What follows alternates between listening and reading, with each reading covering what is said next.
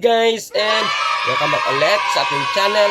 Panibagong araw, yes, panibagong video naman ang i-share ko sa inyo. For this video guys, ang Honda XRM 125 motor type ay nagkaroon ng problema sa kanyang makina. Sabi nyo guys, no, lagi na ito nababawas ng langis. Noong nakarang change oil na is wala na daw laman ng kanyang makina. So ngayon, nilagyan niya itong langis at ito na nangyari sa kanyang motor. Panlarin natin para makita nyo ang problema ng kanyang makina.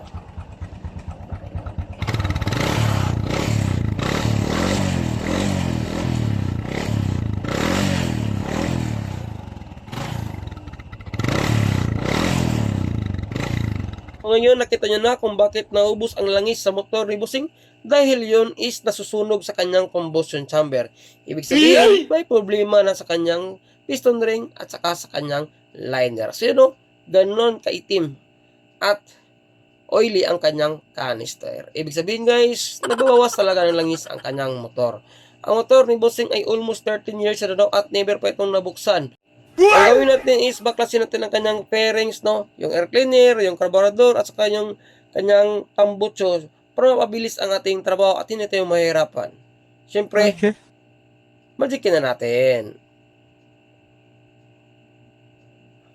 Yan guys, na-magic na natin ang kanyang carburetor, cleaner, at saka kanyang muffler, no? Ang natira na lang kanyang cylinder head at ang kanyang cylinder block. Madali naman tanggalin ang kanyang carburetor, 2 bolt lang. At yung air cleaner is 2 bolt rin. Automatic patatanggal nyo na ang mga pisang binanggit ko. So next step natin gawin guys ay tanggalin natin ang 4 na nut sa kanyang cylinder head. So luwagan muna natin siya guys. Ulitin ko lang no, ang motor ni Bossing ay almost 10 years na daw ito. So never pa itong nagalaw. Ang trabaho lang ng kanyang motor ay service lang no, ang araw-araw hatid sundo ng kanyang estudyante. So marahil dahil na sa katandaan ng kanyang motor ay nagkaroon na talaga ng problema ang kanyang piston at saka piston ring. Dapat ng kanyang lifespan para maabot na talaga sa punto na kailangan na talaga siyang i-rebore. So bakit ko ba sabi i-rebore? Kasi nga guys, kapag nagkaroon ng ganyang kadaming usok na lumalabas sa ating canister, alam na natin kung ano talaga ang problema nasa kanyang liner. Kung hindi man gasgas ang kanyang piston nung nagkaroon ng overheat, kapag maluwag yung liner at okay yung piston, liner pa rin ang problema. So ating gawin guys is tanggalin pa na ng kanyang cover ng kanyang camshaft sprocket. So may center bolt siya. Yan ang nilawagan ko. Pagkatapos luwagan natin ang 2 bolt ng kanyang camshaft sprocket. Pag maluwag na yan, is saka natin natanggalin yung 4 na nut sa ating cylinder head. Huwag muna natin tanggalin yung camshaft sprocket guys kasi meron pa yung tensioner toser na nakatulak sa kanyang timing chain. So ang gawin muna natin is tanggalin muna natin ang 4 na nut sa kanyang cylinder head at saka 4 na washer. Kung yung motor ay Honda XRM 125 motor type, kahit hindi motored, kapag umabot na sa 13 years, hindi na yan logi guys, no, para sa akin. Kasi meron yung mga bagong motor na release kahit mga 4 months to 5 months lang ay umusok na. So next na gawin natin is tanggalin natin ang kanyang toser guys. Para makuha na natin yung kanyang camshaft sprocket at 2 bolt na nakalagay sa kanyang camshaft sprocket. So tanggalin na natin. Kadalasan kasi sa ibang motor na mga brand new ngayon, kahit mga 2 months, 3 months, 4 months pa lang ay umuusok na. Sa case scenario ni Bossing ay almost 10 years, 13 years na ito nagservisyo sa kanyang motor. At ngayon lang daw ito mabubuksan. So, tingin nyo guys, hindi na talaga siya lugi. Kahit kayo, kapag yung motor ay umabot ng ganitong senaryo, sapat na siya para pwede na natin siyang i-rebore. Or kung meron kayong budget, pwede rin balitan nyo ng bagong block at saka piston ring, no? Para balik standard pa rin ang inyong makina. So, for the meantime guys, is para makamura muna, is i-rebore muna natin ang kanyang motor. So, loads, pops, pwede lang ba piston ring palitan? Hindi pwede guys, kasi kapag piston ring lang, uusok pa rin ang ating motor. Or kahit valve silang palitan, uusok pa rin yan. Kasi, ang problema ng kanyang makina is nasa liner. Kapag once nasa liner ng problema, kahit palitan mo pa yan, piston ring, uusok pa rin yan. Kasi, may part sa liner na nagkaroon siya ng problema. Either may gas-gas, may hairlines, or may lalim na, or may kalawang, or kahit anong mga problema sa kanyang liner, doon magpipenetrate unti-unti ang ating oil at papasok sa ating combustion chamber, susunugin, at ito ay convert ng puting usok. Yun lang po ang pinakasimpleng explanation ko yan guys, kapag magkaroon ng ganitong senaryo ang ating mga motorsiklo. So, tanggalin natin ng 2 stud bolt sa kanyang cylinder block para pwede na natin mabunot ang kanyang cylinder head. Yun, no? So kapag matanggal natin ang dalawang stud bolt guys, pwede natin sikutin ang kanyang cylinder head. Kapag matanggal na natin ang apat na bolt, apat na nut pala sa kanyang cylinder head. So unti-unti lang natin sikutin. Sana buwinasin tayo at hindi tayo mahirapan tanggalin kanyang cylinder head. Kasi kapag nahirapan tayo guys, mamumblima naman tayo kung paano ito tanggalin. Kasi mayroong part ng ating cylinder head, isang stud bolt na medyo pahirapan. Lahat ng mga XR125, ganito po ang mangyayari guys, no? Kapag umabot ng ating motor ng 10 years pataas, so mahirapan na siyang tanggalin kasi may problema sa stud bolt sa ating makina. Yung sa ibabang bahagi guys, sa left side na bahagi. So buwinas tayo, natanggal agad natin ang kanyang cylinder head. Pero sa dulo is medyo nagkaroon siya ng counting stack up, no? Kasi mayroong mga alikabok dyan na naka-antabay o naka-stack up. Yan guys, so yung mga nahulog, yan po ang dahilan kung bakit nahirapan tayo tanggalin ang kanyang cylinder head. At least natanggal natin ang kalahati niya. Ang gawin natin is ibalik at hilain natin ng paulit-ulit para makaroon tayo ng persa at mabunot natin siya. Pero mas maigi is tanggalin natin ang kanyang chin guide para hindi tayo marisgrasya at pwede natin at may iwasan natin maputol ang kanyang chin guide. So tanggalin mo natin yan guys para magkaroon tayo ng tamang persa para mabunot natin ang kanyang cylinder head. Kahit yung cylinder head gasket, pwede natin siyang itira. Yun, tanggal na siya guys. So, kailangan ng pwersa, no? So, ito itsura ng kanyang combustion chamber guys. Ganyan sa kalala, no? Medyo maitim-itim talaga siya. Matagal na talaga itong dinadanas sa motor ni Bossing. At ngayon lang niya nabigyan ng oras para ito ay mapatrabaho natin. Next natin tanggalin ay ang kanyang cylinder block, no? So, sana buwinasan tayo at hindi tayo mahirapan matanggal yan. Kasi nung mga nakaraan, naka-overhaul ako ng XR125 na motor din, ganitong kulay. Hindi ko natanggal ang kanyang block guys. Need ko pang ibaba ang kanyang makina dahil nagkaroon ng stack up sa kanyang isang stud bolt. Yang nasa ibabang bahagi na left side, no? Kasi kapag mga motor na mababot ng 13 years, maraming naka-enkwentro nito na nag-stack up ang kanyang block. So sana buwinasin tayo para madali natin mapatrabaho ang motor ni Bossing. Yun, gumalaw siya guys, no? So sintomas na yan at indikasyon na yan na may chance na mabunot ang kanyang block. Kasi kapag hindi, maaari nating ibaba ang kanyang makina at unti-untiin nating tirahin ng barina ang kanyang bolt at isacrifice para mabunot natin ang kanyang block. Kasi sayang naman ang block kung isacrifice guys, no? Kasi yan po ay original. Ang iba kasi is sinasacrifice yung block para masira at matanggal. Since napalitan din naman siya ng bagong piston. So sa atin guys, bigyan natin siyang taas ng tamang oras at pasensya para malibre ang ating block at hindi masisira at ma-sacrifice. So yun, tanggal natin ang block. So silipin man natin ang kanyang sitwasyon ng kanyang liner. Kasi ito yung salarin guys, no? Kung bakit nagkaroon siya ng ganyang usok kadami. So yun, meron siyang mga hairlines, pero wala siyang indication na nagkaroon siya ng overheat, no? Ikutin pa natin siya ng kaunti. Yun, no? Ang laki ng kalawang guys. Kita yung kulay black na yan.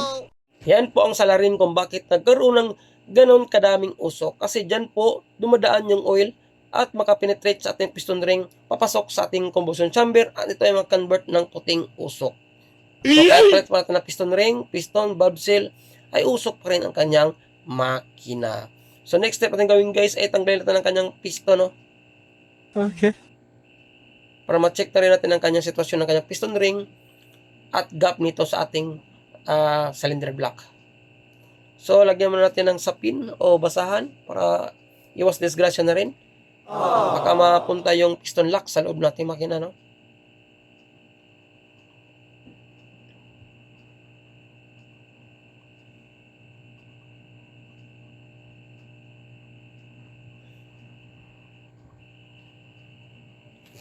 So, tanggal ang lock guys. Pwede na natin siya tirahin sa likod, yung kanyang piston lock. Para mabunot na natin yung kanyang piston.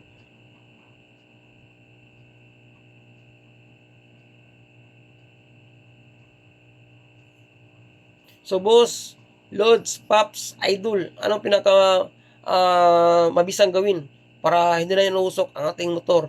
Kapag mga ganyang senaryo guys na sobrang dami talaga ng usok na lumalabas sa ating kanister, ang gawin natin is, kung gusto nyo makatipid is subject for rebore lang guys, no? Kasi kapag rebore, ang budget lang nasa mga 2K plus lang o 3K. Pero nakadepende pa rin yan sa mga mekaniko na malapitan nyo o sa mga shop na mga suki nyo, no? Nakadepende ang prices po sa pisa at saka sa labor.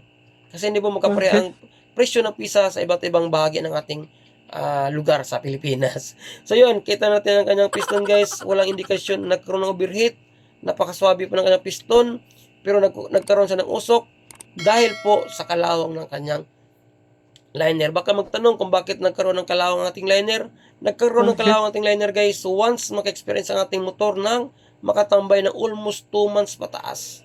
Once makatambay ang ating motor ng almost 2 months pataas at hindi umandar, yan po ang mangyayari, no? Unti-unting kakainin ng kalawang ang ating liner. Much better po ang ating motor ay paandarin natin, no? Huwag nating i-standby. Kasi pag once magkaroon ng kalawang, expected na yan, after 3 months na nakastambay yan, unti-unting magkaroon na ng gas-gas sa loob at kakainin ang ating liner. Resulta, magkaroon siya ng usok, no? So, parang ano yan guys sa ngayon, standby mo, tapos, habang tumatagal, hindi pa yan makaranas ng unti-unting pagbabawas. Makaranas na yan once na dumaan na after siguro 6 months gikan pag tambay ng motor. Tulad sa senaryo ni Bossing, no, ito ay nakastambay ng ilang beses. Yun ang mangyari guys, kasi ang ating liner ay pure metal yan, no? Pure metal. Kaya, kakibat ng metal ay ang kalawang. Kapag hindi ito, laging umandar ang ating motor. Walang lubrication na mangyari sa ating liner. Ang resulta, kalawang talaga guys. Kasi nakastambay yung piston sa loob ng ating liner. Pag once hindi na ito umaandar. I-check na natin ang gap ng piston ring sa kanyang liner. So yun, no, ang layo ng gap guys, no. Matik na yan kapag ganyan senaryo, no. Punta tayo sa bayan at iparibor natin siya. Palitan natin bagong piston kit, bagong gasket, bagong valve seal. 1 hour later. Ito na guys, nakabalik na tayo. At ito na yung piston kit na nabili natin para sa ating block. Ngayon guys, pinaribor natin siya at pinalitan na natin siya ng bagong piston. So ito yung itsura nating block guys pagkatapos ng maribor. At shoutout muna kay owner before natin simulan nating trabaho. Kita ko sa inyo ang itsura ng ating liner sa hindi pa natin naparibor. Yon, ang kalawang ang naging salarin kung bakit siya nagkaroon ng puting usok, no? At ito naman ang itsura ng ating liner guys pagkatapos natin siyang maparibor. Napakalinis, napakaswabe, balik alindog, at napakakintab ng ating liner guys. So yun po ang itsura ng ating bagong rebor. So ang rebor po ay nakahalaga ng 350 pesos, no? Ang ating pagpamasin shop. At ito naman ang piston na kinabit natin, Lipan na 110. Ang Lipan na 110 ay makapareha lang po ang kanyang piston pin at haba at lapad ng ating piston. Ito po ay rebor 25. So idikit natin ang naunang piston. Magkaiba lang po sila ng piston skirt, no, o saya, no, pero ang importante is magkapareha lang ang taas at lapad niya. At siyempre ang piston pin is magkapareha lang ang sizes. Yun ang pinaka-importante guys. Yun, no. So kapag walang available na XR125 na piston kit na rebor 25, pwede po ang Lipan 110 na piston. Yun, no. Ang magkaiba lang ay ang kanilang piston head, no. Mas malalim yung stock kaysa Lipan na 110. So siyempre guys, iprotesin mo natin trabaho. Ipakita ko sa inyo kung paano natin i-assemble ang ating mga piston rings. Sa ating piston is meron tayong 4 na piston rings, including na pang-5 ang ating oil skipper, no? Isang oil skipper o wave na ring, 2 oil ring na manipis, at 2 compression ring. Siyempre kapag nag-assemble tayo ng piston guys, piston kit pala, ay natin i-assemble ang kanyang wave o expander ring, no? So ang ring end gap niya guys ay dapat nasa pin, no? Piston pin na posisyon. So, depende na rin sa inyo kung saan nyo siya ilagay. As long as hindi magkatabi ang lahat ng mga ring end gap, guys. Next ay ang ating oil ring, no? Sa pinakaunang bahagi na layer ng ating piston. So, ang kanto naman niya, o ring end gap, ay nalagay ko sa kanto ng, sa piston pin. Okay. So, yun. So, ang next, ito ang pangalawa nating oil ring. Sa ibabaw naman, bahagi ng ating expander ring.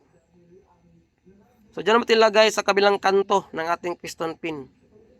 So, ang purpose guys ay para hindi magkadikit sila, no? At hindi basta-basta makapenetrate yung oil sa ating combustion chamber. Mas maigi is malayo ang kanilang ring end gap, no? Yun. Okay. Basta double check na lang guys na hindi lumalabas yung ring natin para hindi maputol pagpasok natin sa ating liner. Next, ang ating palang unang compression ring, kulay itim. Mayroong number yan, no? Letra, no? Dapat nakaposition yan sa itaas. Yun, no? Yung letra yan guys. So, pinili kong itim kasi ito yung nakasanayan ko. At the same time, is medyo makapal yung kulay itim. At nasa ibabang malakas na pressure guys, no? At hindi basta-basta makapenetrate ang ating oil na gagaling sa ating makina. So, ang kanyang ring end gap guys ay nasa gitna, no? Yun, nasa gitna. Depende na sa taas o sa baba nyo ilagay. So next naman ang ating pangalawang compression ring o top compression ring, yung kulay puti. Siyempre, yung letra is nasa taas pa rin naka-position guys, o number na makita nyo sa kanyang piston ring end gap. Yung hindi makita guys. No? Pero ox lang yung importante is malagay nyo sa ibabaw yung kanyang numero o letra. So, ang kanyang ring end gap naman ay nakaposisyon sa itaas, yung may IN. So, yung may IN, kung makita kayo nyan is, yan po ay intake position ng ating piston. Nasa taas na position ng ating balbala. Halimbawa, boss, loads, idol, walang IN, dot lang arrow. Siyempre guys, sa exhaust yan, no? Tandaan nyo, exhaust po kapag dot or arrow ang makita natin sa ating piston. So, kapag IN naman, nasa ibabaw yan, ibig sabihin intake. So, okay na ang ating mga ring end gap at tama natin pagkabit ng ating mga rings. Ang next step ay siyempre guys, ikabit na natin siya sa kanyang connecting rod. Okay. Basta yung ring end gap guys, ulitin ko lang, dapat hindi makatabi kasi ang piston natin ay unti-unti ang iikot sa loob ng ating liner. Ayos. Sa ating gawin, ilagyan natin ng pampadulas ang ating connecting rod. Yan, siyempre lagyan natin ng counting lubrication. Next ay ang kanyang base gasket. Ito po ay nagkalaga ng 25 pesos o 30 pesos, no? Ang presyo nito ay nakalipindi pa rin sa mga kumpanya o tindahan o shop na pinagbibilhan. Sa Dismark at Saga or ano mga shop na nasa mga gilid-gilid, basta ang importante ito po ay naka-original packing, no? At nakita niyo naman sa texture ng ating base gasket. Pagkatapos malagyan natin ng kanyang base gasket, ay lagyan na natin ng kanyang piston saka piston ring. Siyempre, lagyan natin ng counting oil ang daanan ng ating piston pin, no? Para mabilis at smooth ang pagpasok nating piston pin. Huwag niyo sana kalimutan mag-like at subscribe, no? Kung ikaw ay ngayon pa lang napadpad sa ating YouTube channel. At pakipalo na rin sa ating Facebook page. Maraming salamat. So next, ilagay natin ang kanyang piston lock. Ito yung pinaka-importante guys, no? Ito yung dapat hindi malimutan sa lahat na nag-install ng piston at piston pins kapag tayo ay nag-top overhaul. Marami nang na-disgrasya nito guys, no? Nalimutan ilagay yung piston lock. Ang mangyayari, masira ang ating liner. Paano ba? Kasi unti-unting lumuluwag at lumalabas ang ating piston pin at sumasayad sa ating liner pa lang. Yun, resulta, magkaroon ng usok, loss compression o blow by, no? Kapag nalilimutan natin ilagay ang ating piston lock sa ating piston pin. Napaka-importante po na focus lang tayo sa ating work para hindi tayo magkaroon ng problema o backjob sa ating trabaho. Next, ating lagyan ng oil ang ating liner guys, no? Pagkatapos lagyan natin ng oil ang ating piston. Napaka-importante po lagyan natin ng oil yan guys kasi ang purpose dyan is para mapabilis ang ating pagpasok ng ating piston sa ating liner. Amazing! Pag naglalagay na kayo ng piston sa ating liner, ang gawin nyo guys is i-double check nyo ang yung piston ring kung ito ba hindi umikot sa kanyang posisyon. Kasi kapag umikot ang ating piston ring sa ating liner at nagkaroon ng pagdikit, possible madaling makapenetrate ang ating oil sa ating combustion chamber, mitya na magkaroon ng puting usok na naman sa ating combustion chamber at maaaring magkaroon ng back job o failure ang ating pag-top overhaul. Mas maigi, before natin install natin piston is, ang ating mga piston ring end gap ay hindi magkatabi. Yun lang guys, ang lagi kong in-advise at pinaalala sa mga baguhan pa lang at ngayon pa lang sa profesyon sa kanilang pag-DIY bilang isang mekaniko. So kapag napasok na natin ang ating piston sa ating liner guys, unti-unti natin siyang ibaba ng dandahan at i-check natin ang ating timing chain kung ito ay napasok na natin sa ating block at syempre yung chain guide para hindi maputol. Napaka-importante din guys kapag malagay na natin ang ating block sa ating makina is itap natin agad ang ating piston. Ang purpose din guys is para hindi na kayo mahirapan pang hanapin kung saan ang ating piston, kung ito ba ay nakababa or nasa taas. Usually kapag tayo nagtatap overhaul, nakalagay ng ating piston sa level ng ating cylinder block. Yon. Tapos yung T-mark na naman sa ating timing is nakaposisyon na siya sa ating butas ng ating sa gilid ng ating stator. So next, ilagay natin ang kanyang cylinder head gasket. Siyempre guys, before natin i-install yung cylinder head, ay ipapakita ko sa inyo ang ating kung paano natin ginrain at valve lapping ang ating valvula. So pag valve lap nating valvula is dalawa ang ating gamiting grinding compound, yung coarse at saka fine. Coarse muna natin gamitin sapagkat ito ay kailangan una nating ilapat sa ating valvula kasi maraming mga matitigas na carbon sa ating valve seat, sa ating valvula. So yun muna ang unahin natin course. Pag malinis na ang ating unang gamit na course, ay siyempre next nating gamitin is ang fine para sa pinali ng ating surface ng ating valve set o sa ating valve stem o sa ating valvula. May nagtanong, no, na hindi ko makalimutan kung pwede ba hindi i-grind ang valvula. Mas may i-grind guys kasi yung mga carbon yan ang dahilan kung bakit magkaroon ng singaw ang ating valvula. Mahirapan, maka-close. At the same time, walang persa ang ating motor kapag hindi natin i-valve lap ang ating mga valvula. Compulsory o required talaga, no, kapag tayo ay nag-top overhaul is papalitan natin ang valve seal. Pagkatapos natin gumamit ng course na grinding compound, next nating ilagay is ating fine para sa pinali ng ating valvula para makuha natin ang tamang linis at kintab ng ating valvula guys. At the same time, yung ating valve set ay malinis na rin. Dapat ang dalawang yan is malinis para pag close open ng valvula is napakasilyado guys at wala talagang kasingaw-singaw. At makakuha pa tayo ng tamang air at saka fuel mix sa ating carburetor. Yon po ang benepisyo ng pagbabalve lap sa ating cylinder head. Kung wala kayong barina na pang valve lap guys, ox lang kahit rubber. Mataas na rubber, pwede nyo ikutin, no? At ilagay nyo sa ilalim. Tapos ikutin nyo lang valvula hanggang sa ito ay magkaroon ng paglinis sa ating valve set. So depende na rin sa inyo guys kung anong mga diskarte nyo as long as ma-valve lap nyo o mag-grind ang ating valvula. Yon ang napaka-importante guys. Sa akin kasi barina lang ginagamit ko kasi madali lang at hindi abot ng mga 10 minutes tapos na natin pag-grind. So yan po ang pinali ng ating pagbabalve lap guys. So yon, tapos na rin ang intake, tapos na rin ang exhaust. So yun ang pinali, napakaputi na, wala na yung kulay itim, carbon-carbon na nakadikit sa ating valvula. Yan, yan po ang pinali natin. Pati intake, yun, malinis na rin, wala na mga carbon na nakasabit. Next thing gawin is linisin natin gamit ang gasolina. Para makita natin ang totoong itsura ng ating pagbabalve lap. Hanginan natin ng kaunti.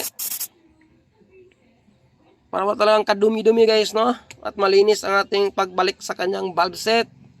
So siyempre linisin nyo rin ang kanyang valve set guys, no? Kasi meron ng mga natitira mga grinding compound. So kapag malinis na, next natin gawin, huwag nyo kalimutan maglagay ng valve seal. So nilagay ko guys ay double spring, no? Maganda kasi yung double spring kasi kapit na kapit na talaga ang ating valve stem at hindi basta-basta tatagas sa ating combustion chamber yung oil sa loob ng ating cylinder head. So ganyan lang po ang magkabit ng valve seal guys. Itulak nyo lang sa kanyang valve guide. Napakadali lang kasi yung valve guide is nasa gitna lang yan. Tapos yung valve seal is ipatong nyo lang siya. Ganyan lang po kadali kung paano magpalit ng valve seal.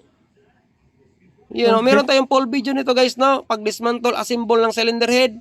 So kapag meron tayong oras, i-edit natin yon at gawa natin ng video. Baka may maghahanap kung paano mag-dismantle, assemble ng cylinder head ng XR-Yung 25 at kung paano ito grind. I-grind pala. So yun, ilagay na natin ang dalawang valvula natin guys. Pagkatapos malagay ang dalawang valvula, ay ibalik na natin ang kanyang spring, no? Kanyang compression spring.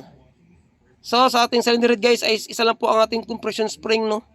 May mga motor na dalawang compression spring. Kadalasan is yung mga 100cc, 110cc. Pero sa Honda nga 125 guys, ay isa lang po ang compression spring, no? So yun, ganoon lang po pagbalik ng valve lock. Gamit lang tayo ng valve breaker. Kung walang valve breaker, DIY na lang. So yun, kompleto na guys. Siyempre ang pinaka-last at pinali para sure natin na walang singaw is lagyan natin ng gasolina ang kanyang intake manifold. At i-check natin kung wala bang tagas. Ito yung pinaka-importante guys, no? Kapag tayo ay nagbabalve lap, kung i-check natin kung meron bang tagas. Wala. Yun, success guys, walang tagas. Yun kasi napalinis natin ang tama ang ating valve set at the same time ang ating valvula. Sa next naman ay ang kanyang exhaust. Lagyan natin ng kaunting gasolina at i-check na rin natin. So yun, malinis na siya guys, walang tagas. Surbol natin ito na maganda ang minor at resulta ng ating pag-top overhaul. Amazing! So next step guys, i-symbol natin ang kanyang cylinder head. So hindi ko na napakita sa inyo kung paano i-symbol yung cams. Ang importante is napakita ko sa inyo kung paano mag-valve lap. Bibigyan ko na kayo ng video guys. Mag-upload na tayo ng full video kung paano natin i-assemble, dismantle ang ating cylinder head ng XR-Yung 125. Sabi natin ang kanyang timing chain. Pagkatapos malagyan natin ang kanyang tensioner chain guide. Yun, siyempre, huwag natin kalimutan ilagay ang dalawang stud bolt sa gilid ng ating cylinder head. Next ay ang apat nating washer na may nag-iisang bronze washer. Yan po ilagay natin sa may part na kung saan nagkakaroon ng oil passage papasok sa ating cylinder head galing sa kanyang oil pump. Yung tatlo is nasa ibabaw, dalawa, at ang isa naman sa left side na bahagi sa ibaba. So yung tinuro guys, dyan po lumalabas ang oil na galing sa ating oil pump. Ilagay natin ang apat na nut. Siyempre, usually kapag tayo ay nagigipit ng nut sa ating cylinder head, ikis lang guys ha. Ikis lang ang ating paraan para tamang lapat lang ating gasket at hindi magkaroon ng pagtagilid sa paghigpit. Ulit-ulitin ko lang guys, no, kapag tayo ay nagtap of overhaul, lagi kong binabanggit at inuulit na ikis lang ang ating paghigpit. Kasi kapag hindi natin naiikis yan at dalawa lang nut ay higpit natin sa ibabaw, ang mangyayari is tumagilid ang ating gasket at possible na magkaroon ng singaw. Yan po ay diskarte ko at nagdepende na rin sa inyo kung agayahin nyo o hindi. Kasi ito po ay proven and tested ko na rin na trabaho. Pagkatapos maigpitan ng ating apat na nut, next is kadalawang stud bolt sa tagiliran. Huwag natin kalimutan guys, kasi meron ding mga senaryo na kalimutan higpitan ang dalawang bolt ng ating cylinder head, yung stud bolt. So possible, kapag nalimutan ay sisingaw ang ating gasket sa tagiliran. So next step, ang kanyang camshaft sprocket guys, ilagay na rin natin. Yung tinuro kong dot, yan po ay nakaposisyon sa top. So may guide din guys, tinuro ko yan na parang kudlit o arrow dyan sa dapat tumatama, no? Asin sa katap ng ating piston automatic, itatap na natin ang camshaft sprocket.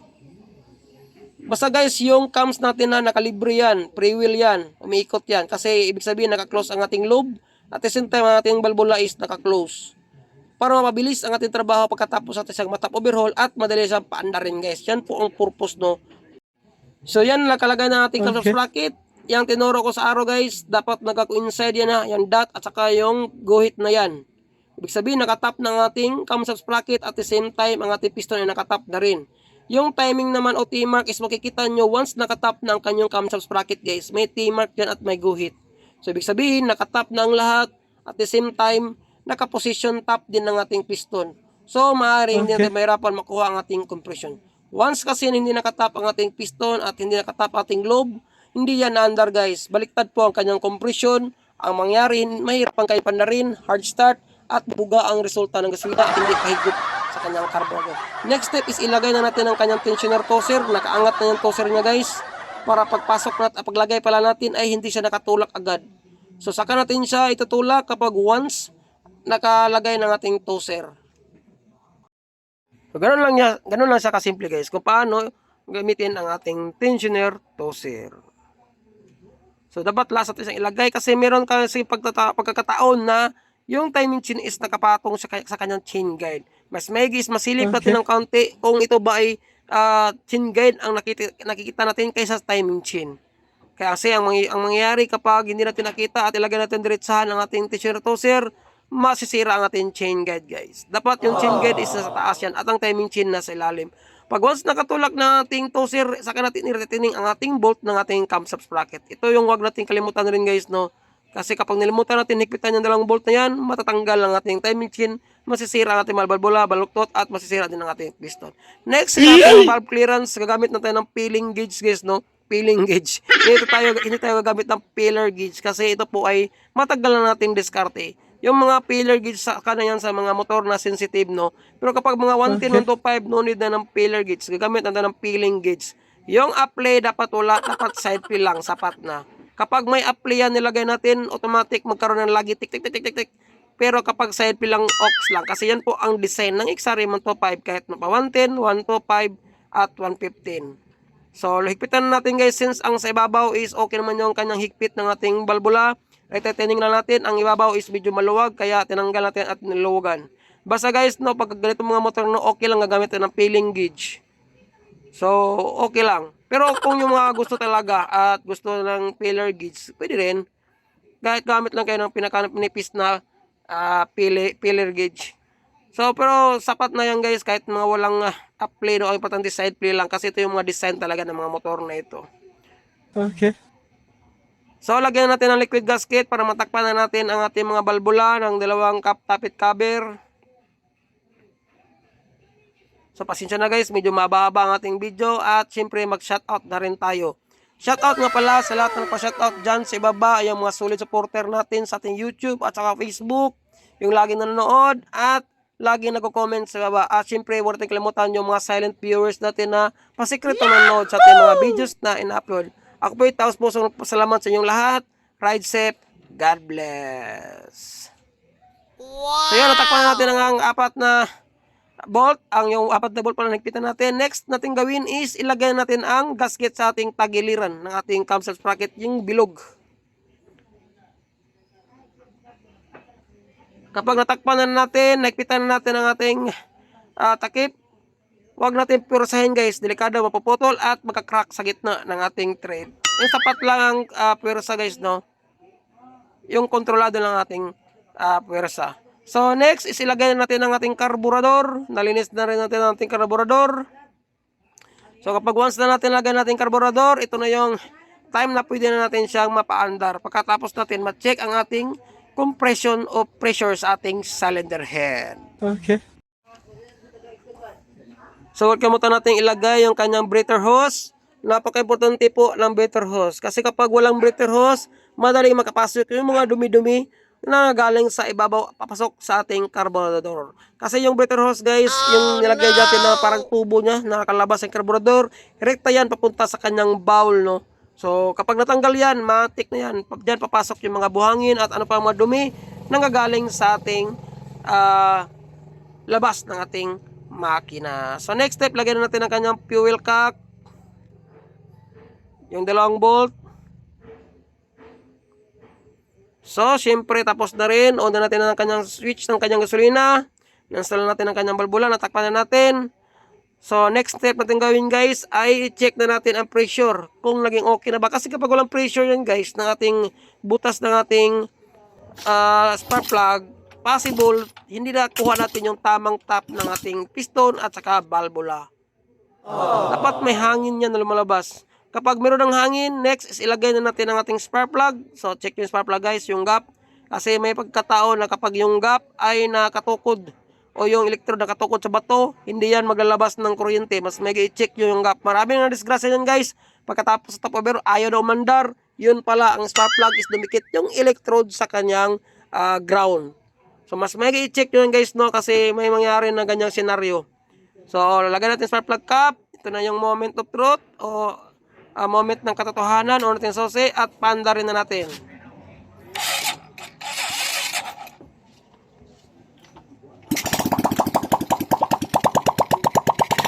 So yun, namandang na guys. Wala siyang puting usok na lumalabas sa kanyang bunganga. Ibig sabihin, ox na ox ang ating pagtrabaho. Yun, no? Dapat kung may problema yan, umusok na yan guys.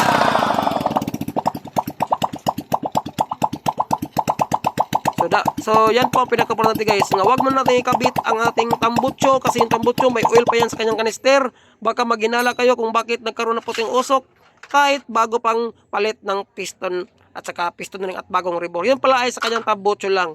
So pandarin natin uli para i-check natin ang kanyang oil passage, kung mayroon bang oil passage, kung mayroon bang oil na pumasok sa kanyang cylinder head. Yung may tanso guys, yan, yung may tanso yan. Diyan natin luluwagan kasi diyan po dumadaan yung oil na galing sa kanyang oil pump. Okay. So kapag may tulo yan, matik guys, may oil na papasok sa ating cylinder head. Yan nag-lubricate sa ating rocker arms at saka camshaft. So ox na, meron ng oil passage, workable na siya. Ang next natin gawin guys, para makita natin kung wala na bang usok na lumalabas sa kanyang kanister, ay ikabit na natin ang kanyang kanister mismo. Ang buong tambutso pala. Ikabit na natin yan guys, para sa pinali ng ating trabaho, no? Para makita na rin natin kung wala na bang, di na ba gaano maraming usok na lumalabas sa kanyang canister. Since wala na po yung usok na lumalabas sa bunganga ng kanyang cylinder head. Punas-punas ng kaunti para wala mga oil at hindi usok ang ating makina. So, na yan. Magikin na natin yung pagkabit ng ating tambutso para mabilis ating trabaho. Patayin muna natin ang kanyang susi. So, magikin na natin yan guys. So ito na, nakabit na natin ang kanyang kanister, ang buong tambutso pala. So pandarin na natin guys. Siyempre, before natin pandarin yan, ay pakita ko na sa inyo, pasilip ko na sa inyo, ang before ng kanyang makina, hindi pa natin siya na-rebore. Ganyan karami ang usok. Parang nilagyan ng diesel yung tangke. For more than 13 years na servisyo, ganyan na po sa kadaming usok. So ito naman ang ating makina pagkatapos natin siyang mapariwar guys. Iuna natin ang susi uli. Panlarin natin. So ang layo na po yung pagkaiba guys, no? Wala na talaga siyang usok. Yun, no? So halimbawa, kung mayroong usok yan, pagkatapos kayo magkatakoberol sa ibang mga shop, kung makilala yung shop, last ng botso lang po yan, yung mga oil na nakadeposit sa kanyang canister. Almost 1 week pa yan, saka maubos yung mga oil na nakadeposit dyan. Para kung sigurado talaga at diskumpiyado kayo, tanggalin nyo ang canister at panlarin nyo kapag walang usok sa bunganga, last ng botso lang, yun ang problema niya. Kung bakit nagkaroon siya ng usok kahit bagong rebor at bagong palit na piston ring. So yun lang guys, no, sa araw nito, no. Siyempre, nagpapakilala naman sa mga bagong subscriber at bago pala sa ating channel at mga nanonood. Maraming salamat at siyempre, see you sa aking next video. Ride safe. God bless sa ating lahat. Good day guys, and welcome ulit sa ating channel for today's video. Honda RS125 FI ay nagkaroon ng problema sa kanyang makina. Sabi ng owner guys, ito daw ay nagkaroon ng cransing. Parang nagkaroon ng lagutok sa loob ng kanyang makina. Ay siyempre, una natin ang susi para marinig nyo kung anong meron tunog ang kanyang makina at saan ito nang galing. Kaya, paanda rin natin guys.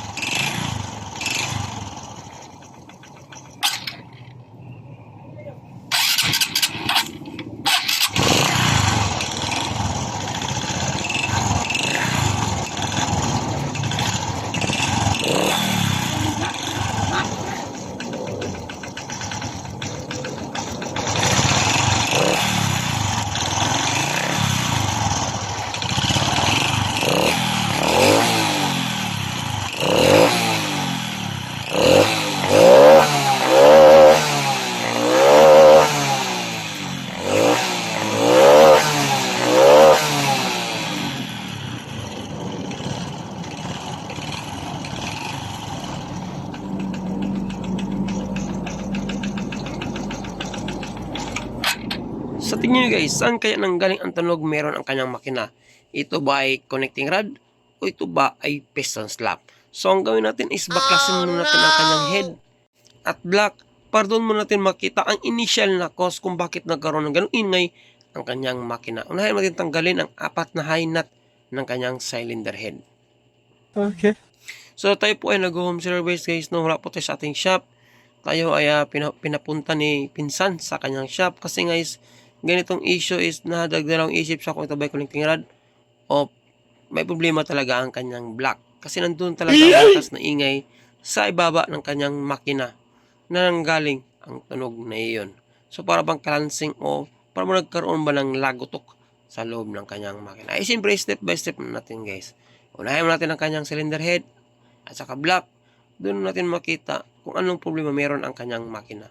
Next, tanggalin natin ang dalawang bolt sa takip ng kanyang timing chain. Kapag matanggal na natin yung 4 na high nut ng kanyang cylinder head. Ang connecting rod kasi sa guys at piston slap, magkapareha halos lang ang tulog na yan. Depende na rin sa inyo kung paano nyo siya i-diagnose. Pero siyempre, kapag mga ganyang issue, natural, nagdadalawang isip talaga tayo kung saan ba tunog meron ang kanyang makina. To make sure na hindi sa piston or hindi sa connecting rod, ay kailangan natin baklasin ang head at kanyang block. Dito pa lang is makikita natin o initial na problema meron ang kanyang makina. Kung ito ba ay nagkaroon ng overheat o ito ba ay nagkaroon ng problema ang kanyang connecting rod. So next, tanggalin natin ang kanyang camshaft.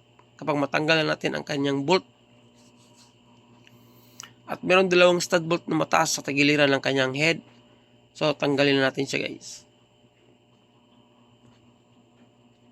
Itong tunog ng kanyang makina ay mahina pala, no? Habang tumatagal ito daw ay palakas ng palakas. Kaya nabahala si Busing kapag mas lalong lalaki ang gastos ng kanyang makina kapag pinatagal pa niya ito. Since busy si pinsan, kaya tayo ang pinabaklas na at troubleshoot sa tunog ng kanyang makina meron ito. So next natin tanggalin guys ang kanyang roller guide sa gitna. So meron siyang bolt guys, no. Parang design ng ating Honda RS125 is para siyang sa Honda Wave na 100 na merong roller sa gitna. Next naman is tanggalin natin ang kanyang throttle body. So may dalawang bolt ang kanyang throttle body sa kanyang cylinder head. Yung na-delay ang pagtanggal natin guys, no, ang pagtanggal ng bolt sa kanyang throttle body. So pagkatapos natin nito matanggal ang kanyang throttle body, pwede natin sikwatin ang kanyang cylinder head. Ang Honda RS125Fi at saka Honda XR125Fi ay magkapareha lang po ang setup ng kanilang makina. Okay. So pwede na natin bunutin ang kanyang cylinder head guys, since natanggal na natin ang kanyang throttle body. So dito pala makita natin ang carbon deposit meron ang kanyang combustion chamber. Kasi nagkaroon nito ng paunting-unting pagbabawas ng langis, sabi ni owner nung ito ay in-interview ng aking pinsan. So check natin ang kanyang combustion.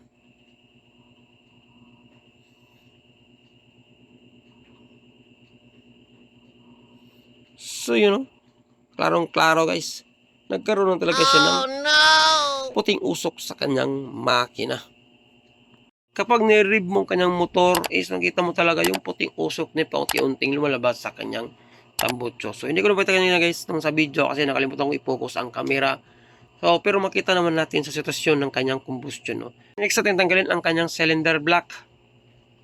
Sa story sa motor ni Busing, ito daw ay first time pang nabaklas ang kanyang makina. At nasa mga 3 years pa daw ito simula na itong nabili. Ibig sabihin, napakabata pa talaga ng kanyang makina guys na naka-experience ng ganitong senaryo. So hindi na rin nakapagtataka kasi na ito ay ginagamit ni Busing na habal-habal. Ibig sabihin, araw-araw itong tumatakbo at araw-araw itong nagsiservisyo kay Busing. So meron ako nakita guys na malaking gasgas sa ibabaw ng kanyang piston. Possible ito ang dahilan kung bakit nagkaroon ng ingay ang kanyang makina. So kapag nag-minor ang ating motor guys, isula siyang ingay. Kapag nire-revo, doon lumalakas ang kanyang kalansing sa kanyang makina. So, ibig sabihin, ang problema meron ang kanyang makina guys ay piston slap. So kailangan natin bunutin ang kanyang piston para makita natin na malapitan ang sitwasyon ng kanyang piston kung gaano kalaki ang gasgas meron ito. At syempre, kailangan natin silipin ang kanyang cylinder block kung gaano karami din ang mga hairlines o nagkaroon ng mga gasgas. No, para doon natin makumpara kung ito ba talaga ay piston slap. Dahil dito pa lang alam na natin guys na itong dahilan kung bakit nagkaroon ng kalansing ang kanyang makina kapag ito ay nire-rev. Pero kapag naka-minor is wala naman siya guys. So check natin. Yun no. Klarong-klaro ang dami ng gasgas sa kanyang piston skirt o kanyang piston saya. So nangalugan guys, ito ay nagkaroon ng overheat. Baka si Busing ay naka-experience ng matagal na nag-change oil. No, baka nakalimutan niya mag-change oil o mag-PMS. Kaya naka-experience ito ng overheat. Saka siya nag-change oil lang ito ay malapit nang maubos ang kanyang oil. So, yun guys, ang problema talaga ng makina is piston slap. Siyempre, check muna natin ang side play ng kanyang connecting rod. So, nakita naman guys, goods naman siya, no? Normal lang side play. Malit lang ka ng side play ng kanyang connecting rod. So, ang gawin natin guys is dadalhin muna natin ang kanyang cylinder block. Papamachine shop muna natin ito, iparibor. So, yun o, dyan pa lang guys, oh, dami ng gas-gas sa ibaba na bahagi ng kanyang cylinder wall. So, iparibor muna natin ito sa bayan. Maghanap tayo ng piston na kaparehan niya. Kung wala tayong mahanap na piston guys, ang gawin natin is bibili tayo ng piston ng Honda XR125 na carb type. Kasi magkapareha lang po sila. Kaya lang medyo may kahabaan ng kaunti ang carb kumpara sa ating FI na piston. So, meron tayong kaunting modification para magamit natin yung carb na piston guys. So, for the meantime, ipaparibor natin ito. Kapag nawala ito guys, ibig sabihin, piston slap lang ang problema meron yung kanyang makina. Pero kung nandun pa rin yung ingay, possible na tatamaan na rin ang kanyang connecting rod. So yun no, daming gas-gas meron ang kanyang cylinder block.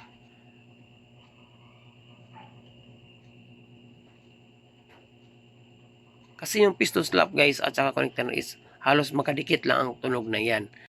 Pero kapag matagal ka na sa ganitong trabaho guys, alam mo na kung ano ang connecting rod at saka piston slap. You know, just pa lang na piston, alam mo na ito ay piston slap. Punta tayo sa bayan at ipaparibor natin ang kanyang cylinder block. Okay. The next day. So ito na guys, tapos natin maparibor ang kanyang cylinder block at syempre kasama na rin ang ating bagong piston. Pag bagong ribor ang ating block guys, syempre bago din ang sukat ng ating piston. Yan po ay 0.25. Ibig sabihin first ribor pa po ang kanyang cylinder block o ang kanyang motor. Okay. So, syempre ito naman ang itsura ng kanyang cylinder wall pagkatapos ating maparibor guys. Ganyan ang aking tab. At syempre ito namang hitsura ng kanyang wall nang hindi pa natin siya naparibor guys. Ang daming gasgas, guhit o mga hairlines. So ito naman ang hitsura ng ating liner pagkatapos ating madala sa ating reboring machine. You know, napakakintab, napakaswabe, napakalinis tingnan. Wala lang mga guhit-guhit guys. Kasi bagong rebore na ang kanyang cylinder block. Nag-home service po tayo na wala tayo sa ating shop. Andito tayo sa shop ng aking pinsan. So ngayon guys, ang pinakaano natin gawin ay syempre i-assemble muna natin ang ating piston ring sa kanyang piston. So yan po ang kanyang cylinder block guys. Ito po ay unang rebore ng kanyang makina guys, no, o kanyang block. So ang brand natin ginamit ay OEM tulad ng ating nakasanayan at pinakatiwalaang pesa.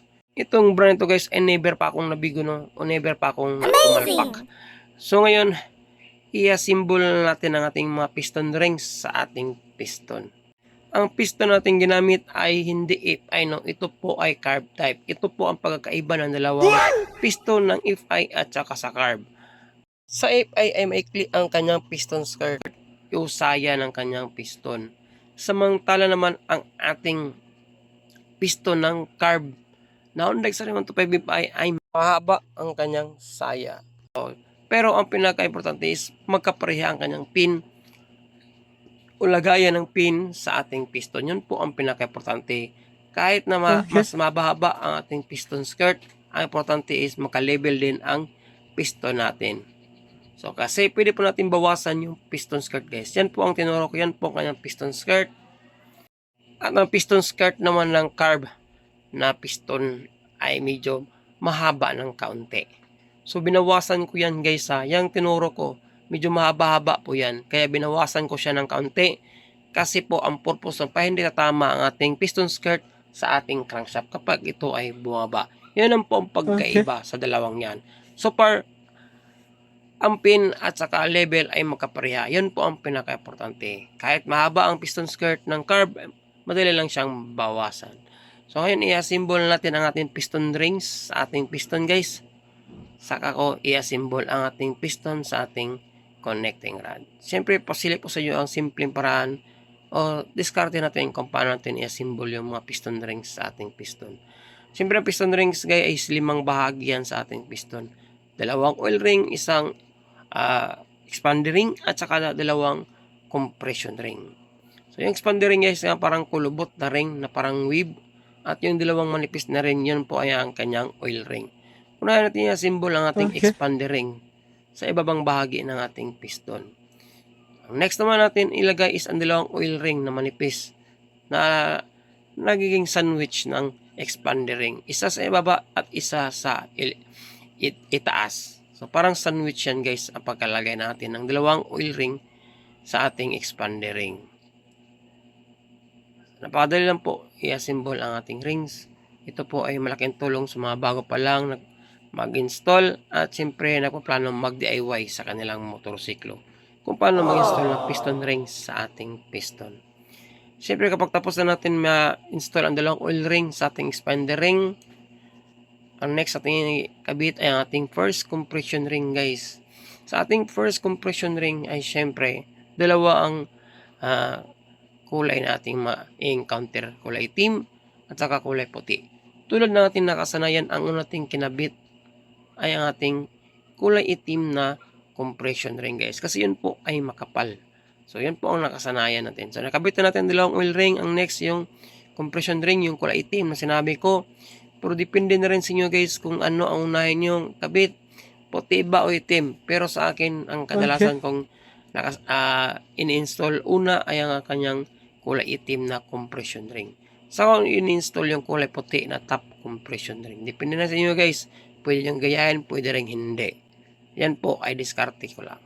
So nakabit na natin ang first compression ring.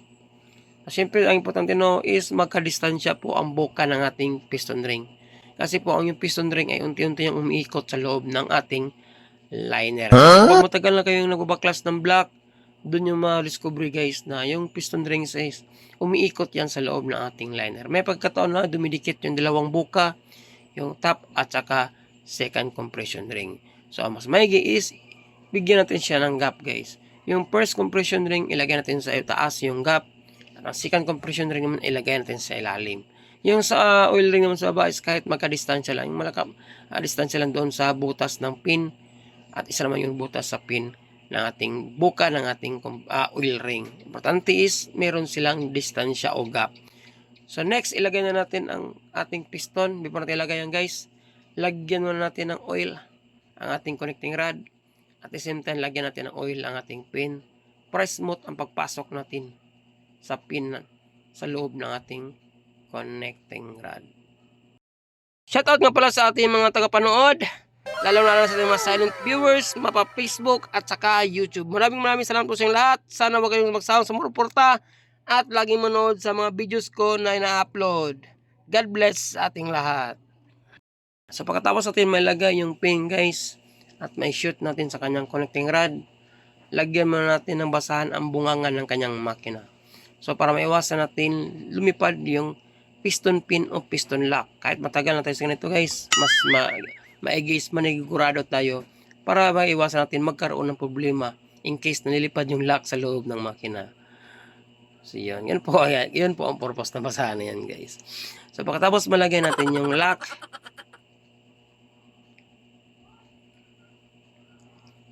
so yan, nalagay na natin ang kanyang lock guys. Kuti-kuti na natin to make sure na pumasok siya sa kanyang guide para maiwasan natin makaraya ang kanyang pin sa loob ng ating liner mitya na masisira ang ating block. Next, ating kabit ang kanyang base gasket. Yan po ay original. Yan po ay sukat talaga niya sa kanyang makina. Honda RS125FI at saka Honda XR125FI ay magkapareha lang po ang setup ng kanyang makina. So, kung anong meron ng kanyang makina, is meron din ang ating Honda XR125. Amazing! So pagkatapos may kabit natin ang ating base gasket, pwede na natin ilagay ang kanyang cylinder block. Lagyan mo natin ng pampadulas ang kanyang piston rings guys, para smooth ang pagpasok ng ating piston sa loob ng ating liner, pati na rin ang ating liner. So yan pa mga sekretong malapit natin. So ilagay na natin ang kanyang block. Sa part nito guys, dapat is haba natin ating pasensya. Huwag nating madaliin ang pagpasok ng piston rings. Ang importante is ma-shoot natin at maiwasan natin magkaroon ng pagbali sa kanyang. Mas maigi is sure talaga no. Unti-unti na natin ang pagpasok ng ating piston sa loob ng ating liner para sure talaga na hindi tayo magkaroon ng problema. Kung sakali mang pilitin natin, dapat po before natin install yung block at saka piston, i-check muna natin kung hindi ba ito matigas ipasok o mahirap nating ipasok ang ating piston. Kapag ganun, huwag natin ipilit, ibalik natin sa machine shop at ipapahuning natin. So, to make sure talaga hindi magkaroon ng overheat ang ating trabaho. Kailangan smooth.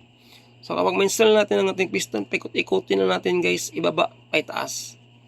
Kung smooth ba siya ang pag-ikot at hindi ba siya pilit o matigas paikotin. So, okay naman ang kanyang ikot. Napaka-smooth naman. Ibig sabihin goods. So, ang next natin gawin guys ay i-check natin ang kanyang timing mark. Kung tumama ba ito sa sentro. So, may kita kayong letter T. Yan po ang kanyang timing mark. Ibig sabihin, automatic nakatap na ating piston. At madali natin ma-access ang kanyang timing. So, next, before natin ikabit ang kanyang cylinder head, ipakita sa inyo guys na pinalitan natin siya ng bagong valve seal. Ang valve seal po na nalit natin ay double spring na design, hindi single spring. At siyempre, nag-grind din tayo guys. O nag-valve wrap din tayo dyan. Napaka-importante po kapag mga ganitong scenario is nag-valve wrap talaga tayo. Huwag nating i-miss na black lang. Ipapalit natin, rebore lang ang gawin natin. Mas maigi magpapalit tayo ng valve seal kasi kasama na yan sa top overhaul. Kasi part ng ating cylinder head na kailangan talagang palitan ng valve seal once na tayo ay nag-top overhaul. So, yan po ang paraan kung paano makabit ng valve seal guys ha. Idiin nyo lang yan sa gitna, automatic masushoot na yan. Yun no? O, di ba? Ganyan lang ang paraan kung paano magpalit ng valve seal. So, syempre next, ilagay na natin ang kanyang roller sa gitna. Ito ay makaparehang design sa XRM na 110 at saka W100. So, ito ay yung hindi magkapareha na setup ng ating Honda Carb na 125. Yung may roller guide sa gitna. Siyempre guys, gumawa rin tayo ng video kung ano ang sukat o haba ng ating timing chain ng Honda RS 125 E5. Kapag magkaroon tayo ng oras sa pag-edit, i-upload natin yan. At least dagdag idea na rin sa mga gustong malaman kung ano ang haba o sukat ng ating timing chain. Next, natin ikabit ang kanyang head gasket. Pagkatapos ang kanyang cylinder head mismo. So yan, malinis na siya guys, ang kanyang combustion, no? Nilinis natin ng maigi yan.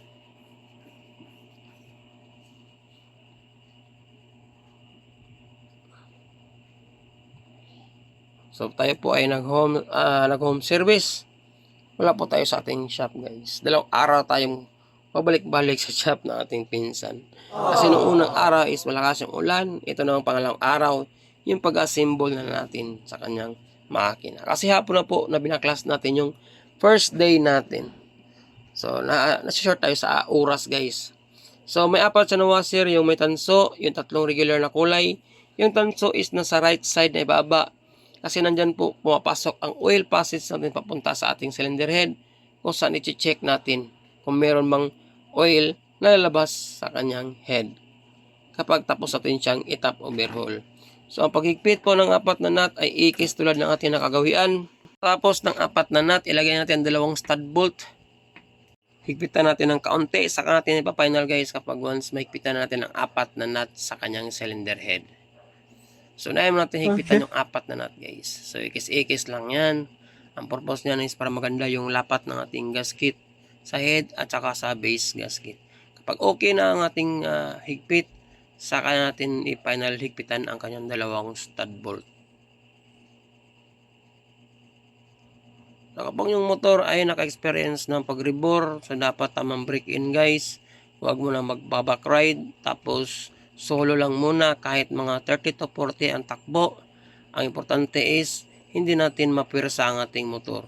Iba yung break-in ng brand new na galing kampanya at ang break-in ng mano-mano lang pag-rebore. Ang importante is, maiwasin natin magkaroon ng overheat ang ating makina. Yun po ang purpose ng ating tamang pag-break-in sa mano-manong pag-rebore ng ating motor guys. So, dapat i-advise nyo muna sa mga customer nyo na iwasan natin mapirsa ang ating motor. Lalo na mga paahon, iwasan natin mga paahon at least mga 1 week. Dapat sa mga natural lang na highway ang ating motor para mawasan natin magkaroon ng problema sa ating trabaho. So, yun po ay naka-timing na. Nakatap ng ating piston. Nakita nyo naman ang kanyang timing mark. So, pwede natin ilagay ang kanyang camshaft sprocket. Ito naman ang timing mark ng ating camshaft sprocket. Nasa sentro, may dot yan. Yung tinuro ko guys. Yan po ang kanyang timing mark. At yan naman tinuro ko yung cams is dapat nakatap na rin. At yan naman po palatandaan na nasa tama ang ating timing mark. Nasa sentro yung guhit na yun o araw na yun. So, dapat po lahat ay nagko-coincide para hindi kayo mairiwasang magkabirya kung sakaling paandarin nyo na ang motor. Once na tumama na yung timing lahat, nagka-coincide niya, expect nyo na guys na hindi kayo magkaroon ng problema. Okay yung andar, okay yung performance, at the same time, hindi siya mahirap paandarin. Amazing! So, yun po ang tamang paraan kung paano natin ibalik ang kanyang timing. Kahit nyo na check yung timing kapag kayo nagbabaklas, pero kapag matagal na kayo nagbabaklas, alam nyo na kung saan ang tamang pagbalik ng camshaft sprocket at ating timing mark. So, silipin natin ulit. Kung hindi ba gumalaw ang ating timing mark. So, yun. Goods naman siya guys, no? Naka-steady lang ang ating timing mark. Yung letter T na yan. At siyempre, naka-align na rin ang ating timing mark ng ating camshaft sprocket. Kita yung dot na yan. At yung arrow na guide sa gitna, nagka-coincide na silang dalawa. So, mean to say, goods na ang paglagay natin sa kanyang camshaft sprocket. So, pwede natin ilagay ang kanyang bolt sa gitna. At higpitan na rin natin.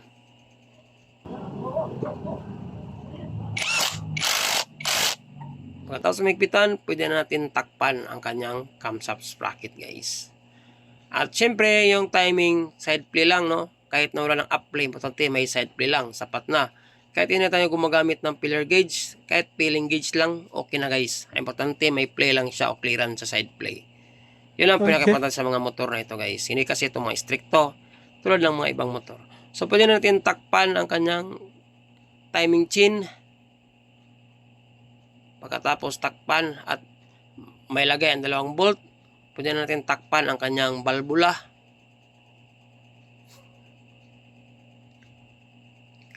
Basta all goods na ang kanyang clearance guys, pwede na natin yung i-retaining ang kanyang balbula. So, takpan na natin siya. Kapag mayroong leaking ang yung makina guys, palitan nyo ng o-ring. Kasi nung binaklas natin yan, napakadumi po ng kanyang makina. Tingnan mo yung kanyang makina guys, pagkatapos natin malinis ng ilang minuto, di ba? So, buti-buti na ang itsura yan kumpara nung nauna na marami talagang kulay-kulay itim-itim. Dala na rin yung mga oil na tumatagas ay tumitigas sa kanyang makina. Kaya nagkaroon ng ganyong hitsura ang ating makina guys. So, ayan, goods na niya. Malinis na siya guys. Kasi nga is, medyo sa sobrang busy ni Bossing, wala na siyang oras para sa kanyang pag-maintenance ng kanyang motor. So, yun, ang advice ko sa mga ganito, mga first rebore, ay huwag kalimutang mag-change oil kahit mga 20 days, first change oil. So, check na natin ang kanyang compression, guys. So, yun, all goods ng kanyang compression. Since natakpan na natin ang kanyang mga balbula, at nabalik na natin ang kanyang throttle body. So, sa moment of truth na tayo, guys, is kailangan paandarin na natin. Kung may kumpara na natin yung unang tunog ng kanyang makina na hindi natin pinaribor, at siyempre tunog ng makina pagkatapos natin maparibor. So, since goods ng kanyang compression, pwede na natin ilagay ang kanyang spark plug. Siyempre, huwag natin kalimutang higpitan.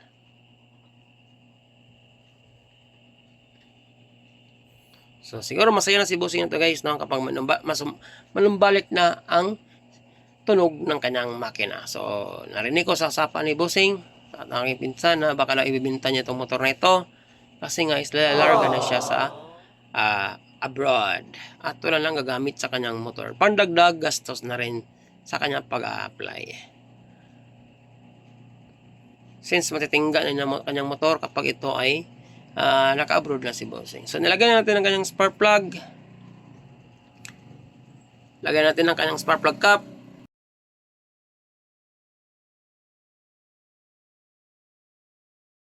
Siyempre guys, paandar na natin ang kanyang motor. Start na natin. Let's go!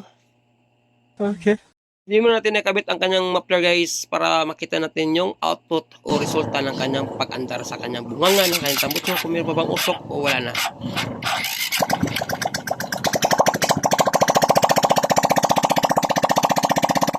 Yan o, umandar na.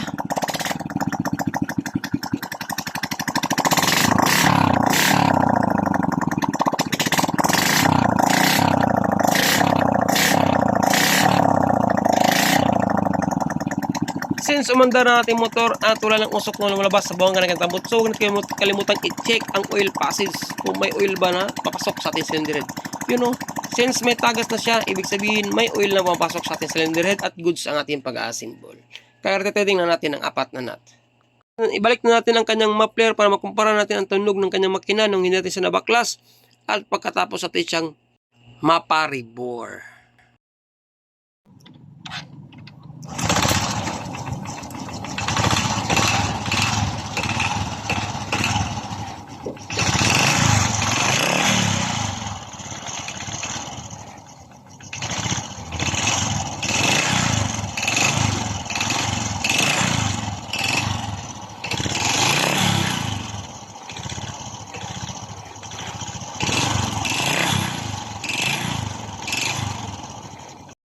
Kabit na natin ang kanyang air cleaner at saka tambutso. Ito na yung final na tunog pagkatapos nating ma-assemble ang kanyang makina.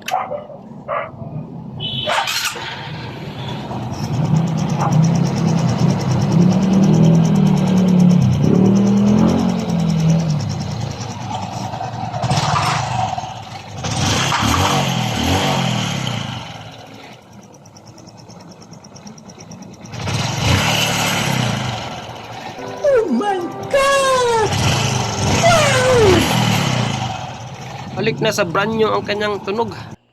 At confirm natin guys na piston slap talaga ang tunog meron ang kanyang makina. So tapos natin siyang mga symbol lahat at nabalik na natin. Kukulang na yung kanyang mga cover. At syempre salamat at shout out sa aking pinsan Ayoy Motorworks. Yun. Ayos. At sa kanyang shop.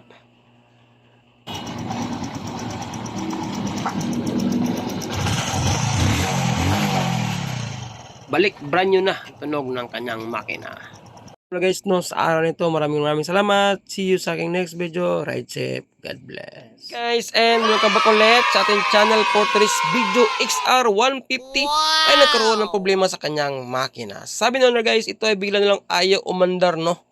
So, syempre, ang gawin natin, i-check natin kung ano rason kung bakit siya umandar. So, on mo natin ang kanyang susi. At try natin paandarin kung hindi ba talaga siya andar, no?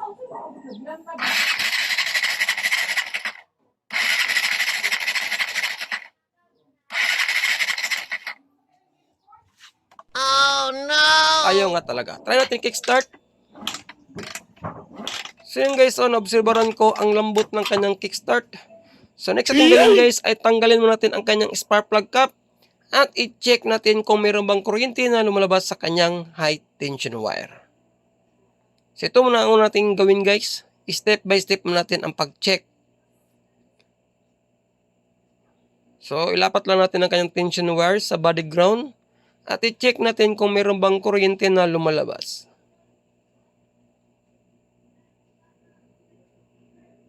So guys, medyo magalaw yung tension wire. Dikit lang natin sa body ground.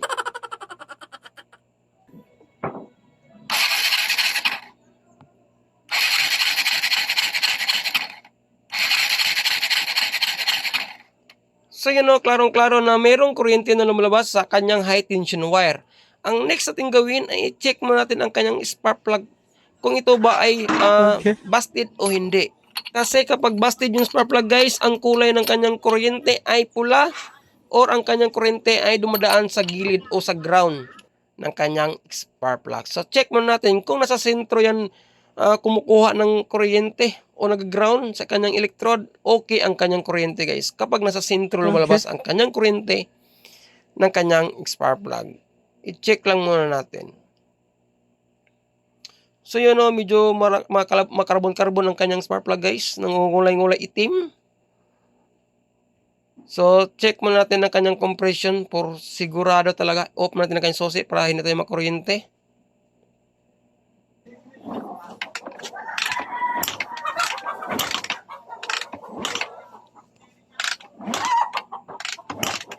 So ito lang naobserbaran ka guys, no, napakalambot talaga ng kanyang kickstart. At the same time, walang pressure na lumalabas sa butas ng kanyang spark plug. Ang suspetsa ko nito, ang kanyang motor ay loss of compression guys. So try natin ulit i-kickstart. Oh no! Supposed to be mayroong pressure yan kapag sumisipa yung piston natin. Pero sa kanyang sitwasyon is walang katao-tao talaga o hangin na lumalabas. So ang next natin gawin, ibalik mo natin ang kanyang spark plug cap. At ibalik din natin ang kanyang spark plug. So i-check muna natin, i-double check muna natin ang kanyang kuryente guys. So ito lang muna ang gawin natin. Kapag mayroong kuryente yan, goods ang kanyang spark plug. So ang next naman natin gawin ay pupunta tayo sa kanyang gasolina. Kung mayroong gasolina sa kanyang fuel cock. So ilagay muna natin sa body ground ang kanyang spark plug guys. So yan po ang paraan kung paano mag-check ng kuryente sa ating spark plug. So para maiwasan din na makuryente ang inyong kamay, so pwede nyo ilapat sa body ground ang kanyang spark plug. So try natin on ang susi uli. At electric start natin.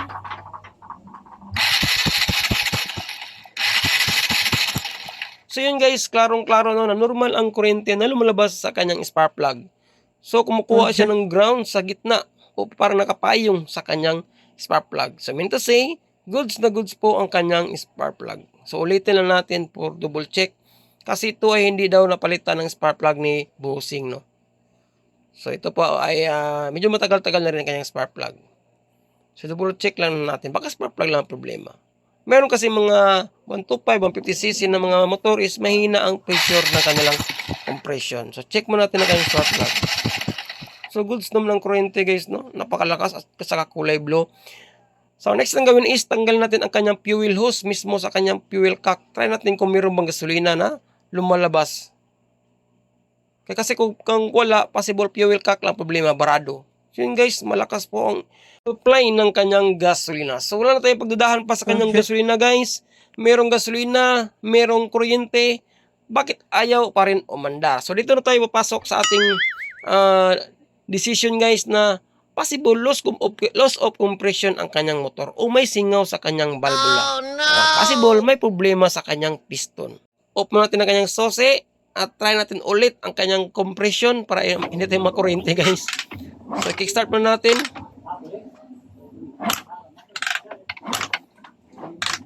So kahit anong kickstart natin guys, wala talagang pressure na lumalabas sa butas ng kanyang spark plug.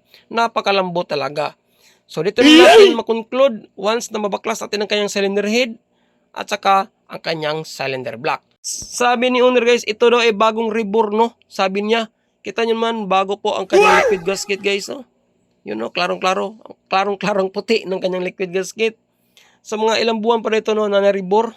At ngayon, nagpo-problema naman si bossing guys kasi daw ito ay umuusok. So natanggal natin ang kanyang tangki, kanyang upuan, lahat ng mga pwede na nakakabit dyan, natanggal na natin. So ang next natin gawin is tanggalin natin ang kanyang karburador. Gamit ang 10mm na open range. So ito guys ay before ko tinrabaho ay in-interview ko na si bossing guys no, kung ano ang namataan niya nung hindi pa ito nagkaroon ng ganitong senaryo. Ang sabi niya ito daw ay mausok-usok ang kanyang tambutso at laging nagbabawas ng langis. So ngayon, at sabi naman siya na ito daw ay bagong rebore no.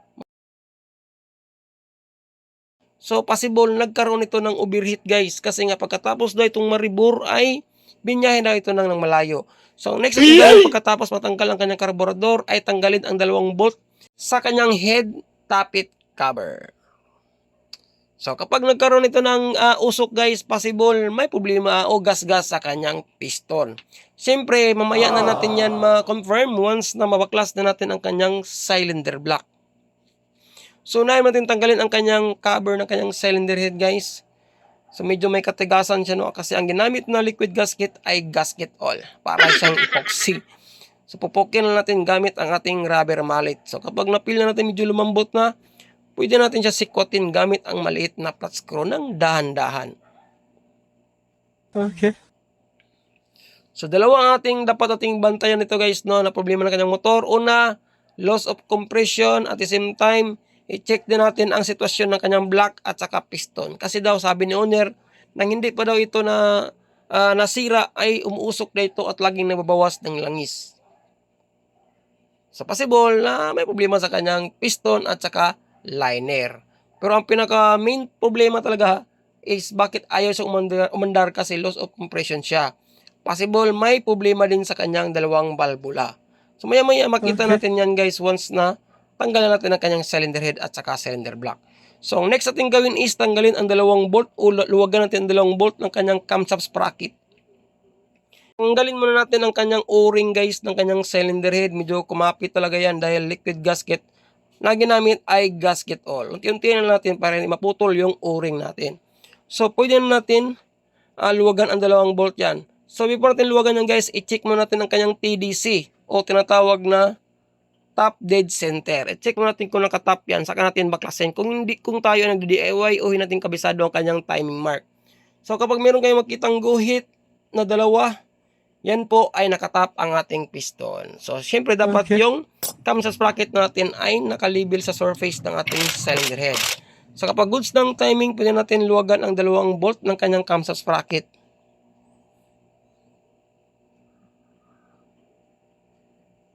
So dapat guys, dandahan lang po ang pagtanggal ng bolt na yan, baka mahulog sa ilalim yan ng ating makina. So siyempre kapag maluwagan na natin ang 2 bolt ng ating camshaft sprocket, kailangan tanggalin muna natin ang kanyang tensioner tosser. Okay.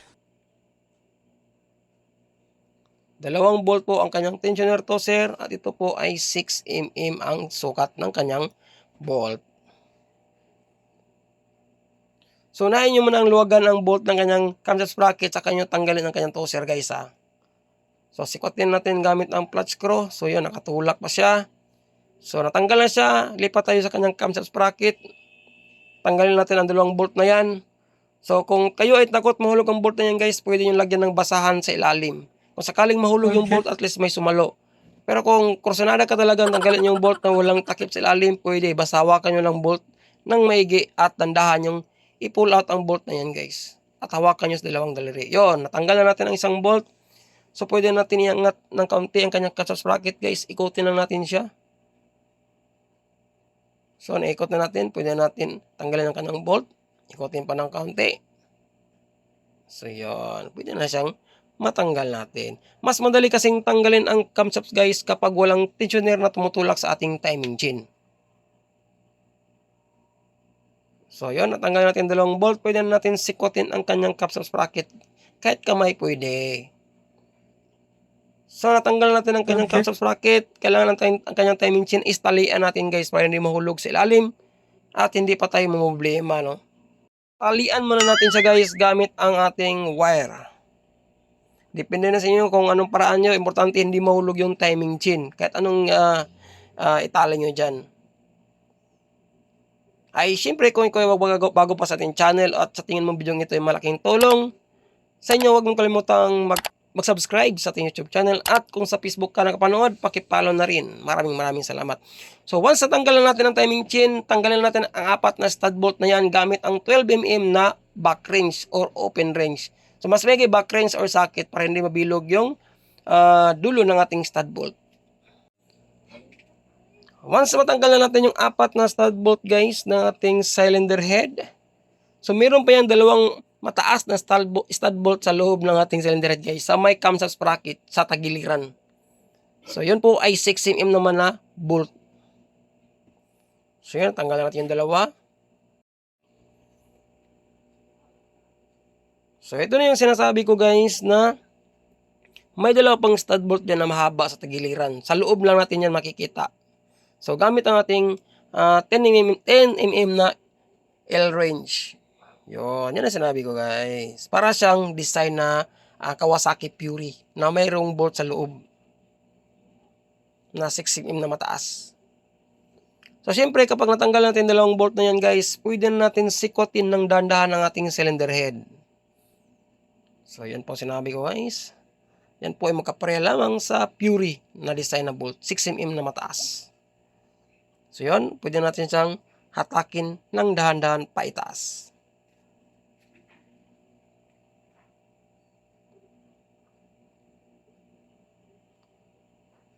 Yan, sobrang tigas kasi nga is gasket all ang ginamit, parang epoxy.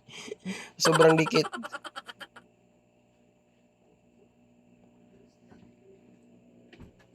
Ang nakapagbigay tigas yan guys sa kanyang cylinder head ay dahil yan sa dalawang dowel sa ilalim guys.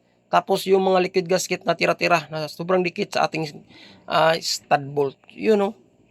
So yun, natanggal natin ang kanyang cylinder head. So yan guys, i-check natin dalawang balbula niyan kung saan may tagas. Kung bakit mayroong loss of compression sa kanyang cylinder head. At ito rin guys, nasabi ni owner, itong chin guide ito daw ay naputol sa naunang mekaniko. Kung saan ito ay pinaribor niya nung nauna. So ito po ay rebore 25. Marahil rebore 15 naman to papunta. Kasi nga is umuusok at laging nababawas ng langis. So tanggalin natin ang kanyang chin guide. Possible lang nakita na chin guide na pampalit ang naunang mekaniko nito guys. Kaya binalik na lang niya ang naputol na chin guide. So yun o. Klarong-klaro na nagkulay brown na. So hindi na fresh ang kanyang pagbali guys. Kasi kung bago lang yung nabali, dapat medyo puti pa yan. So, pupukyan na natin ang kanyang block gamit ang ating rubber mallet ng dahan-dahan, sabay angat. So, para ma-monitor din natin ang sitwasyon ng kanyang piston. So, ulitin ko lang guys, ito ay na-rebore na sa naunang shop. So, yan, tanggalin natin ang kanyang cylinder block. So, ito na yung moment of truth. So, yan guys, klarong-klaro. Malayo pa lang nakikita natin na mayroon ng gas-gas sa ibabaw na bahagi ng kanyang piston. So, ikutin natin. Itap natin ang kanyang piston. So, yun guys. Ang daming gas-gas. Ito po ay resulta ng pag-overheat ng kanyang piston. Marahil is nalimutan ni Busing na i-change oil agad ang kanyang motor. ng ilang buwan pagkatapos itong maribor. Sa ito nga isabi din ni Bossing guys, no? Nung in-interview ko siya, sa hindi ko pa ito binaklas o tinrabaho ang kanyang motor. Dahil sa sobrang busy ni Bossing at araw-araw siya nagbabiyahe, nalimutan niya ng magpalit ng oil. Check natin ang kanyang liner. So yun guys, klarong-klaro ang mga guhit, gas-gas at tinatawag nating hairlines. Ayan. Ito po ay may story na niribor, no? So sabi ni owner guys, kung meron tayong makita ang genuine na black, ay genuine daw ating papalit. At syempre yung piston kit genuine din. Pero kapag wala tayong makitang genuine na cylinder block ng XR150, ay mapipilitan tayong iparibor uli ang kanyang motor. Pero sabi ni owner guys, hindi na lang daw ipaparibor ang kanyang motor. Mas maigi is gagamit mo na siya ng Class A na black set. Kasi naka-experience siya ng rebor, kaya gusto na rin niya ma-experience ng Class A na black set. Kapag merong oras is mag-order na lang kami ng siguro ng genuine kapag wala akong nakitang black set na original sa bayan. So siyempre for assurance na lumipad yung lock, kailangan natin lagyan ng basahan ang bunganga ng ating makina para hindi madisgrasya ating trabaho. So yun guys, lumipad nga ang lock, buti na lang sa labas at hindi pumasok sa loob ng makina. Yan po ang purpose ng basahan na nilagay natin. So pwede natin itulak ang kanyang piston pin para makita natin ng malapitan ang sitwasyon ng kanyang piston.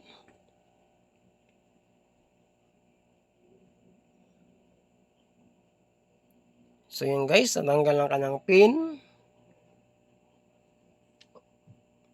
Oh, hindi pala. So ito natanggal ang kanyang pin. So ito na yung hitsura niya guys. Hindi may pinta ang hitsura ng kanyang piston skirt. Oh no! Nangingitim sa gas-gas. At ang kanyang sunog, napakaitim ng kanyang carbon. So ito po ay hindi pa umabot ng 6 months guys, no? Pagkatapos maribor. So syempre itong dalawang balbula i-check natin kung saan ang salarin, kung bakit nagkaroon siya ng loss compression. Unahin mo natin lagyan ng gasolina ang kanyang intake manifold. Check nga natin kung meron bang tagas. So yun guys, safe na safe ang intake, walang tagas. Yung araw na yan, yan po ang intake valve natin. So check din natin ang kanyang exhaust. Kailangan guys, tatagas ito. Kasi kapag hindi ito tumagas, may na talaga ang compression ng kanyang motor. Pero kapag ganun kahina guys, kahit walang pressure, may singaw talaga sa dalawang yan. So yun nga, tumagas niya ang kanyang exhaust. Ito nga ang salarin kung bakit napakahina ng pressure ng kanyang motor. Bigla na daw ayaw umandar, sabi ni Bossing. So yun pala, barado ang kanyang exhaust dahil sa dami ng carbon, namimilipit ng carbon sa kanyang combustion chamber. So ang gawin natin ito guys ay i-grind natin ito, i-valve lap. Siyempre bagong valve seal rin, mapalitan tayo ng bagong valve seal. At pupunta tayo sa bayan, maghanap ng genuine na piston at saka piston kit at saka cylinder block. Kung wala, di mo na natin paribor, magpapalit tayo ng Class A na cylinder block. Kasi magkakanvas pa tayo kung magkano ang genuine na block, kung kaya ba sa budget ni Bossing. So yan po ang kanyang piston guys, dahilan kung bakit nag-uusok yung motor ni Bossing. At ito naman ang kanyang block. Siyempre maghanap tayo ng paraan para makakahanap ng pampalit dito for temporary permanent. Mag-valve lapping muna tayo bago natin i-assemble ang cylinder head. Before natin i-grind ang kanyang valve guys, nice ko munang i-share sa inyo kung ano ang dahilan kung bakit nagkaroon ng leaking o singaw ang ating valvula. Okay. Sa kanyang exhaust valve ay mayroong namumuong carbon deposit. So yun po ang dahilan guys. Yan. Yung bukol na yan, yan ang dahilan kung bakit tumatagas ang gasolina sa ating valvula. Yung nilagyan ko siya ng gasolina guys. So ano bang dahilan kung bakit dyan namumuo? Dahil guys, nagkaroon siya ng unti-unting pagkaroon ng puting usok. So dyan po lumalabas ang usok sa ating exhaust. Kaya kalaunan is nagkaroon siya ng bukol sa kanyang valvula. So ito po ay mapapakinabangan pa natin at pwede natin hindi papalitan ng bago guys. No? Ang gawin natin is ibabalve lap na natin siya o i-grind gamit ang ating grinding compound. Ang unang natin nilagyan guys ng grinding compound ay ang kanyang exhaust. So ito man ang kanyang intake. Kapag ang inyong motor ay nagkaroon ng puting usok guys, asahan nyo magiging ganito din ang magiging resulta ng inyong motor. Bigla na lang tumirik at ayaw nang umandar. At syempre kapag kinikstart nyo ay malambot na siya. Dahil na nga is yung puting usok na lumalabas sa ating exhaust ay magiging bato yan. Pagkalaunan is magiging bukol siya sa ating valvula. Lang dahilan kung bakit nagkaroon sa loss of compression. So ang ginamit natin pang grind guys is ang ating barina. Mas madali kasi ang paglinis ng ating valve seat at saka valvula once na barina ang ating ginagamit. Lods, idol, kung wala bang barina, anong dapat natin gawin? Pwede lang mano-mano guys. Pwede kayong gumagamit ng hose na itim or yung hose na matigas na kasing laki lang ang diametro na ilalagay natin sa kanyang valvula. Tapos pwede natin siyang kamayin ng dahan-dahan. Kahit okay lang kahit matagal guys, ang importante is mag-grind natin ang ating valvula at makuha yung mga dumi na nakapatong sa ating valvula at sa ating valve set. So Okay. yun guys, no? Tapos na natin mag-grind o mabalblap ang ating valvula guys gamit ang ating coarse na grinding compound. So ipipili ko sa inyo ang naging resulta ng una natin pag-grind. So yun, malinis na ang kanyang valve. Ang next naman ang kanyang exhaust. Pagkatapos nito guys, gagamit na naman tayo ng grinding compound na pang pinali natin. Ito tinatawag nating fine. Para mas lalo pang kikinis ang ating valvula at the same time ang ating valve set. So yun, ox na siya guys, ang ating partial na pag-grind. Kukuha natin ng grinding compound. Yan po ay fine guys, pang pinali.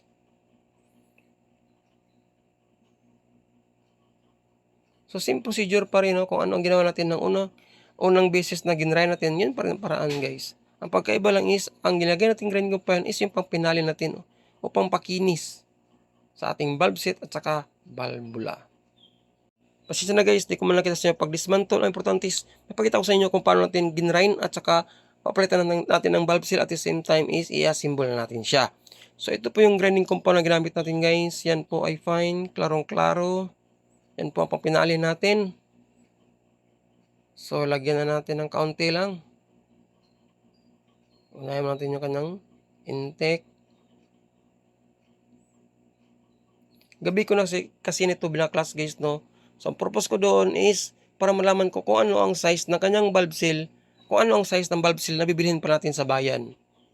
Okay. So yun. So tapos na natin malagyan ng grinding compound, so pwede na natin siyang tirahin uli gamit ang ating barina.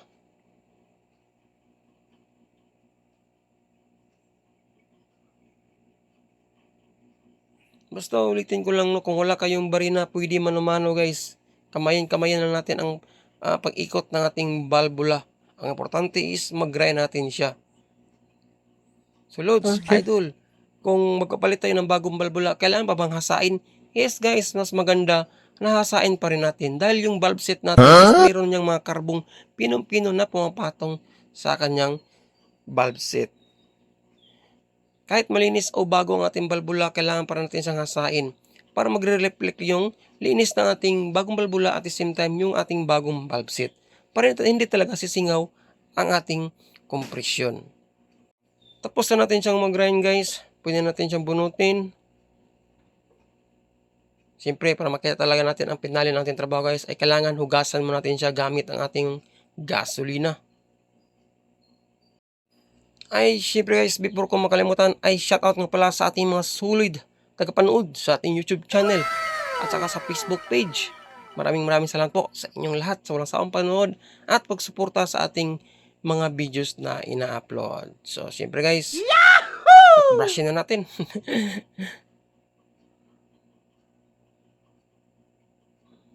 So, dito na natin malalaman at makikita ang resulta ng ating pagbabalblap. So, kalimbawa, Lods, kahit anong grind, is sumisingaw pa rin siya. Meron pa rin tagas. Ibig sabihin, guys, bingkong ang inyong valvula. So, yun na po ang hitsura niya, guys. Napakalinis na. Wala ng carbon na nakapatong, di ba? Di katulad ng una is meron siyang mga bukol-bukol kung saan naging dahilan ng kanyang pag-loss of compression o pagsingaw ng ating valvula.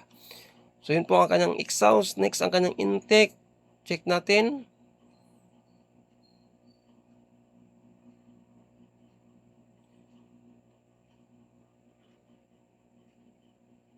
So yun, check natin guys. Yun o, malinis na rin ang kanyang intake valve. Kung maka-experience kayo na nag-valve blap o nag-grind, tapos may part sa ating valvula na maitim pa rin, So, dapat nyo yung mawala guys. Kasi kapag nandun pa rin yung kulay itim na portion ng ating valvula, ibig sabihin, hindi pa lumalapat ang ating valvula sa ating valve seat. Halimbawa, kahit anong grind natin valve lock is nandun pa rin, ibig sabihin, need nyo na magpalit ng bagong valvula. Yan po ay may kaunting bingkong.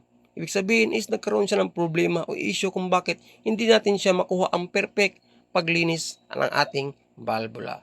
So ito na guys, ang valve seal na kapareha nating XR150 ay XRM 110 lang. So ang binili ko na valve seal ay double spring. Kasi maganda yung kapit ng ating double spring guys. Kumakapit siya sa ibaba at the same time kumakapit din siya sa ating valve stem. Amazing! Kaya dalawang valve spring ang binili kong design na valve seal. Ang original kasi na valve seal ng Honda XR150 guys ay walang spring po sa kanyang valve stem. Nasa ibabang bahagi lang po ang meron ang kanyang spring. Mas maganda kasi o advantage kapag double spring ang ating valve seal. Kumakapit sa valve stem at the same time kumakapit sa ating valve guide. Okay. Hindi talaga basta-basta makapenetrate yung oil sa ating cylinder head. So ilagay na natin ang ating dalawang valvula guys. Para magkaalaman na kung wala na bang singaw o tagas sa ginawa nating pagbabalve lap sa kanyang cylinder head.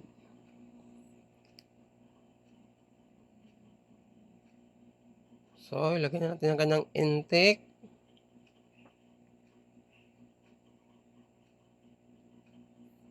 Lagyan natin ng sapin sa ilalim guys para pagtulak ng ating valve breaker ay hindi bababa ang ating valvula. Yan po ang purpose ng sapin na yan sa ilalim ng ating cylinder head. So, ilagay na natin ang ating valve spring. So, ang kanyang valve spring pa lang guys no, ay dalawa no, maliit at saka malaki. At ang kanyang valve spring naman guys na maliit ay may kakaibang design no. May part siya na malapit ang ikot at may part din siya na malayo ang ikot. Okay. O may distansya. So, yung may malapit na ikot ng ating valve spring na maliit, sa ibaba po yan nakaposisyon guys. So, check nyo ha. Double check natin. Diba? Kung pagmamasdan nyo, ang kanyang valve spring na maliit ay may malapit na distansya, mayroon din siyang malayong distansya. Ang ilalagay nyo malapit na distansya kung di na nakakabisado guys o nakita is nasa ibaba na bahagi. So, yun, dinouble check ko talaga siya guys, no? Kasi ito po ay may pagkakaiba sa iba na mga cylinder head. Dahil po siya sa design ng kanyang valve spring, you know? 'Di ba? May malapit na ikot, may distansya na ikot. So yung malapit na ikot sa ibaba na bahagi, 'yun. Mas maganda pa rin sundin natin yan guys na baka makapekto yan sa performance ng ating motor kapag pinatakbo na natin. So ilagay na natin ang dalawang valve lock natin guys o valve cutter. Yung napakadali lang po ibalik dyan kapag meron tayong valve breaker. Dalawa kasi yung valve breaker guys, no? Yung pangtanggal ng valve lock at the same time yung pambalik ng valve lock. Siyempre kung magtatanong kayo kung saan natin mabibili yan, sa Shopee at saka sa Lazada lang po. Nasa mga 200 pesos lang yan ang pares. Okay. So ilagay na natin ang isang valve lock sa isang valvula natin.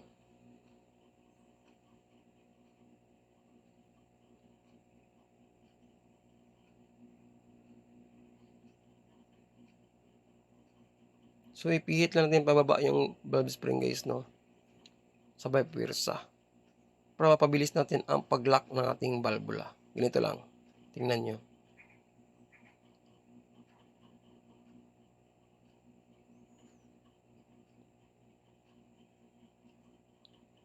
Yun, no? Di ba?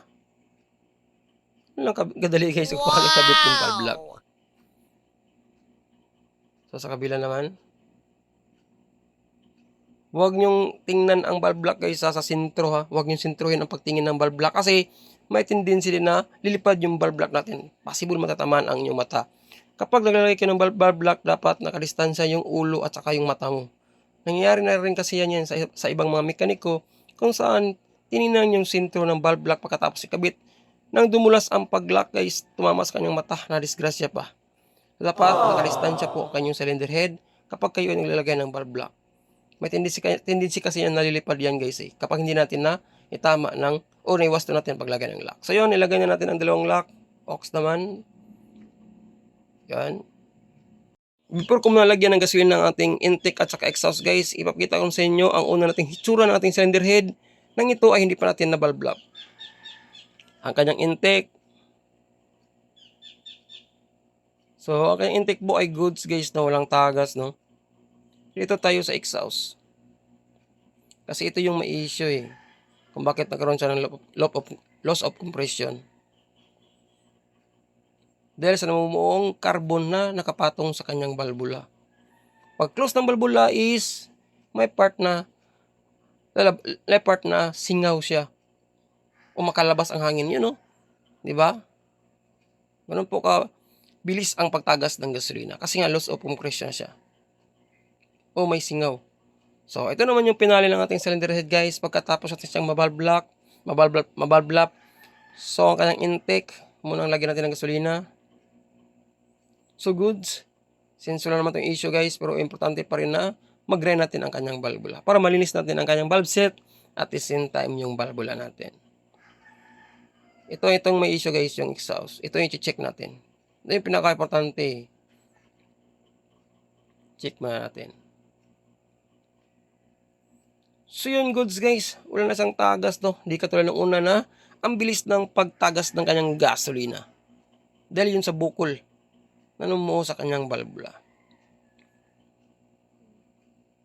So patagalin na natin guys no, pressurable talaga. Kasi kapag tatagas yan, back job malala talaga tayo. Backlash na naman tayo guys. Walang ka-minor-minor yan. Kahit anong tong pihit sa ating karburador, wala pa ring minor ang ating motor. Kung under man guys is yung minor hindi, tutuno ng tama. Okay. Taas baba ang minor kapag may singa pa rin ang ating valvula.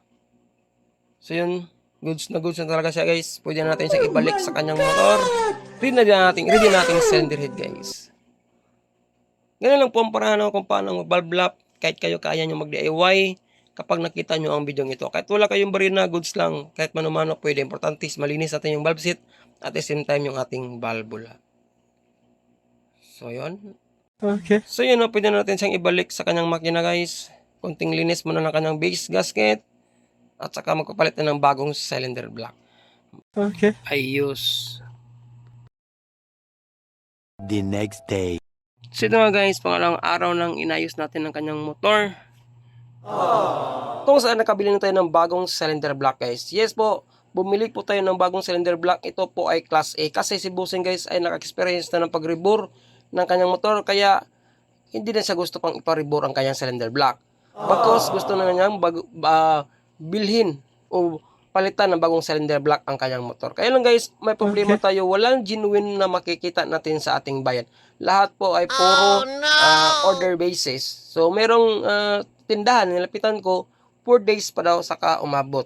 Yung isa naman ay 2 months pa daw saka daw umabot ang order. So, gusto ni Bossing na magamit agad ng kanyang motor 2 days o 3 days pagkatapos natin itong ma-assemble. Kaya nag-decide tayo na bumili na lang ng Class A for the meantime guys. Itong block natin guys ay nagkahalaga ng 2,500 pesos no. At ang nabili natin block ay TMX Supremo. Yes po guys, tama po ang narinig nyo. TMX Supremo po ay magkapareha lang ang block ng XR150.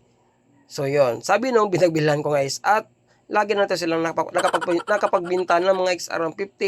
Nakapareha lang ang TMX Supremo na cylinder block. Siyempre, assemble na natin ang ating piston rings sa ating piston. Sa ating piston guys, meron tayong 5 rings. Isang expander ring, 2 oil ring, at saka 2 compression ring.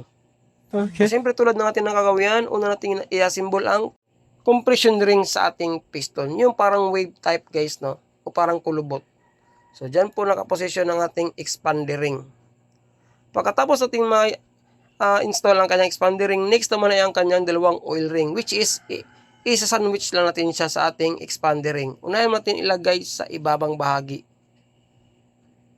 Yung mga matagal na sa ating channel guys, alam na nila yan kung paano tayo mag-DIY, mag-install ng piston ring sa ating piston. So, yan, ang gap naman ng ating oil ring guys ay depende na rin sa inyo. Ang importante is hindi sila magkatabi. May distansya po ang ating ring in gap o gap ng ating oil ring. So, next naman isang manipis na ring sa ibabaw na bahagi ng ating expander ring. So, sa akin guys, nilagay ko yung ring in gap malapit sa pin. Yun namang isa is sa kabilang pin. So, next is ating 2 compression ring. Yung kulay brown mo natin ang i-assemble guys. Yung may kulay. So, napaka-importante po na may distansya po ang ring in gap natin. Kasi po yung ring guys, o piston ring ay unti-unti yung umiikot sa loob ng ating cylinder head. Kaya mas maigi is nagka-distansya po sila o may gap po sila bawat isa. So, yun, symbol na natin ang first compression ring, yung kulay brown. So, may litra po yan ang ating ring guys ha. Pwede natin ilagay sa ibabaw na posisyon. Kung magkamali man, ay wala tayong magawa dyan guys. Importante is, yung ring in gap natin ay hindi dapat magkatabi. Pero tulad na kasi natin guys, yung mga may litra sa ibabaw na bahagi talaga natin yan nilalagay. Meron kasing iba, nag-DIY, nagkamali. Pero okay lang yan guys. Wala namang masisira dyan. So, nasimbolan natin ang ating mga piston rings sa ating piston. So, yung mga gap natin, huwag natin kalimutan, ihiwalay. Ang next natin gawin is, lilipat naman tayo sa ating makina. Ayos. So, maglalagay muna tayo ng counting oil sa kalalagyan ng ating piston pin at siyempre sa ating crankshaft, no? At lagyan din natin ng counting oil ang daanan ng ating piston pin. So, next, ilagay na natin ang ating piston pin. Nung nagtanong ako sa bayan guys sa Dismark, Honda Dismark, ang halaga po na genuine parts ng kanilang cylinder block set kasama na ang piston ring, piston at saka block ay nasa mga 6,000 daw, no? Yung sa kabila naman pinagtanungan ko ay nasa mga 9 to 10,000. Yung pangatlo namang tindahan na tinanungan ko ay nasa mga 8,000. Hindi talaga magkapare ang price guys. Depende na rin sa pinagkukunan nila. So, lagyan mo natin ng basahan. Ang purpose niyan is para maiwasan natin madisgrasya yung piston lock. Kapag walang basahan yan, may panahon na magkamali tayo ng paglagay, titilapon at may tendency na mapasok sa ating makina. Kahit matagal na tayo sa ating trabaho guys, mas maigi is maglalagay pa rin tayo ng basahan. For assurance lang. Abala kapag tayo ay nagkamali. Kung sakaling mahulog ating lock is mababawasan ng ating oras. So, yun. Yun po ang pinaka-importante guys. Maglagay talaga tayo ng basahan. So, nilagay natin ang lock. Next ating gawin, maglalagay naman tayo ng oil sa ating crankshaft uli. Tapos, sa ating piston rings. Para maganda ang pagpasok sa loob niya ng ating cylinder block. Next ating ilagay ang ating base gasket. So, since bago naman yan guys, nulit na natin lagyan ng liquid gasket. So, yun. Nagkamali tayo. Baliktad pala. Yun. So, syempre, yung timing chain natin, huwag kalimutan pull out.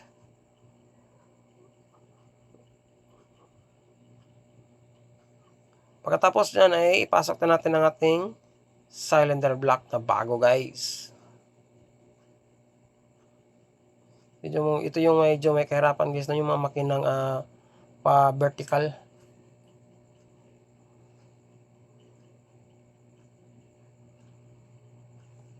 Lagyan din natin ng oil ang ating liner guys. Para smooth na smooth ang pagpasok ng ating rings.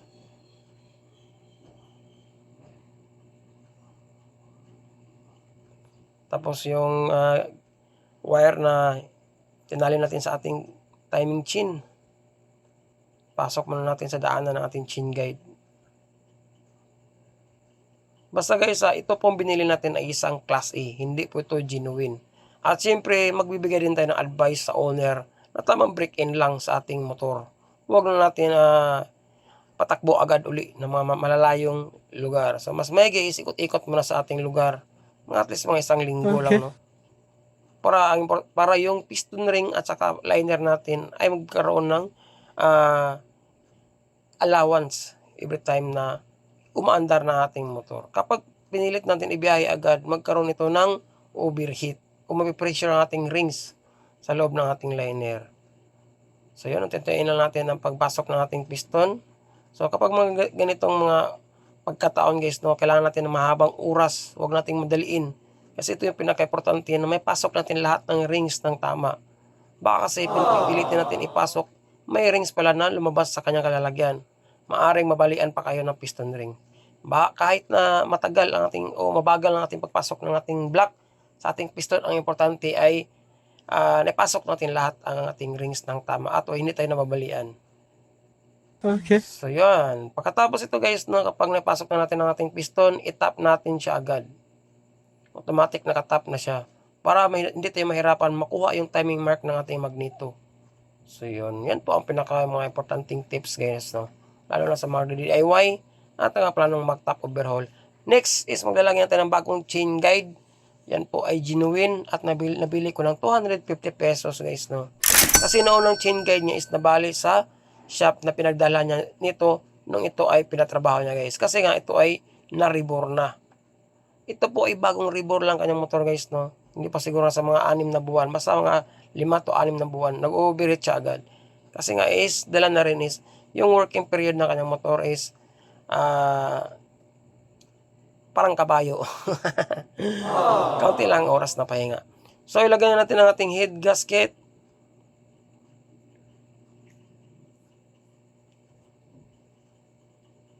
So, nilagyan ko yan ng liquid gasket guys. Kasi nito, para sureball talaga na hindi magkaroon ng leaking ng oil sa kanyang cylinder head. Kasi po nandyan po yung malakas na pressure o compression ng ating piston. So, next natin ilagay ang ating cylinder head.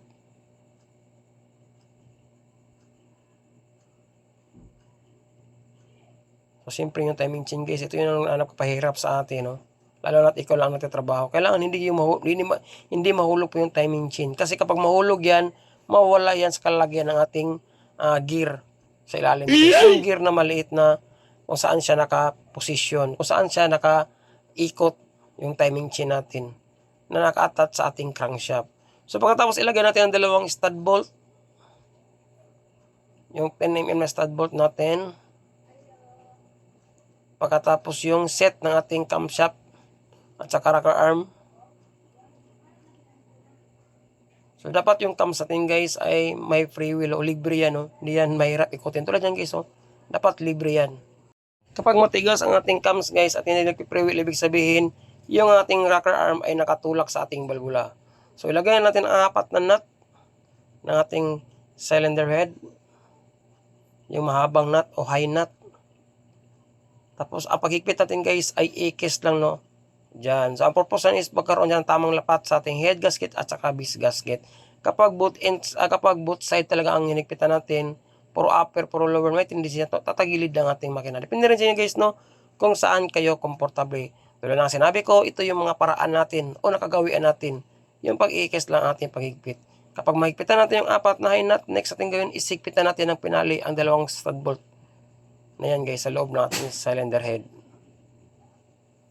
So next, ilagay na natin ang ating tensioner tosser. Dalawang stud bolt natin.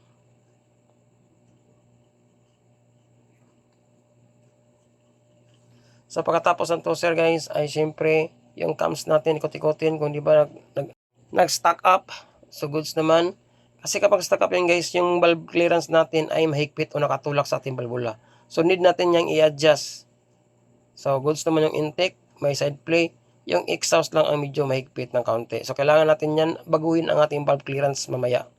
So, syempre guys, since nakatap ng ating piston automatic, makikita na natin ang timing mark ng ating magneto. So, kapag mayroong kinakitang letter T, ibig sabihin is nakatap na ang ating piston. So, hindi tayo mahirapan pang itap ang ating cams. So, tanggalin natin ang wire na yan para malagyan natin ang ating camshaft sprocket.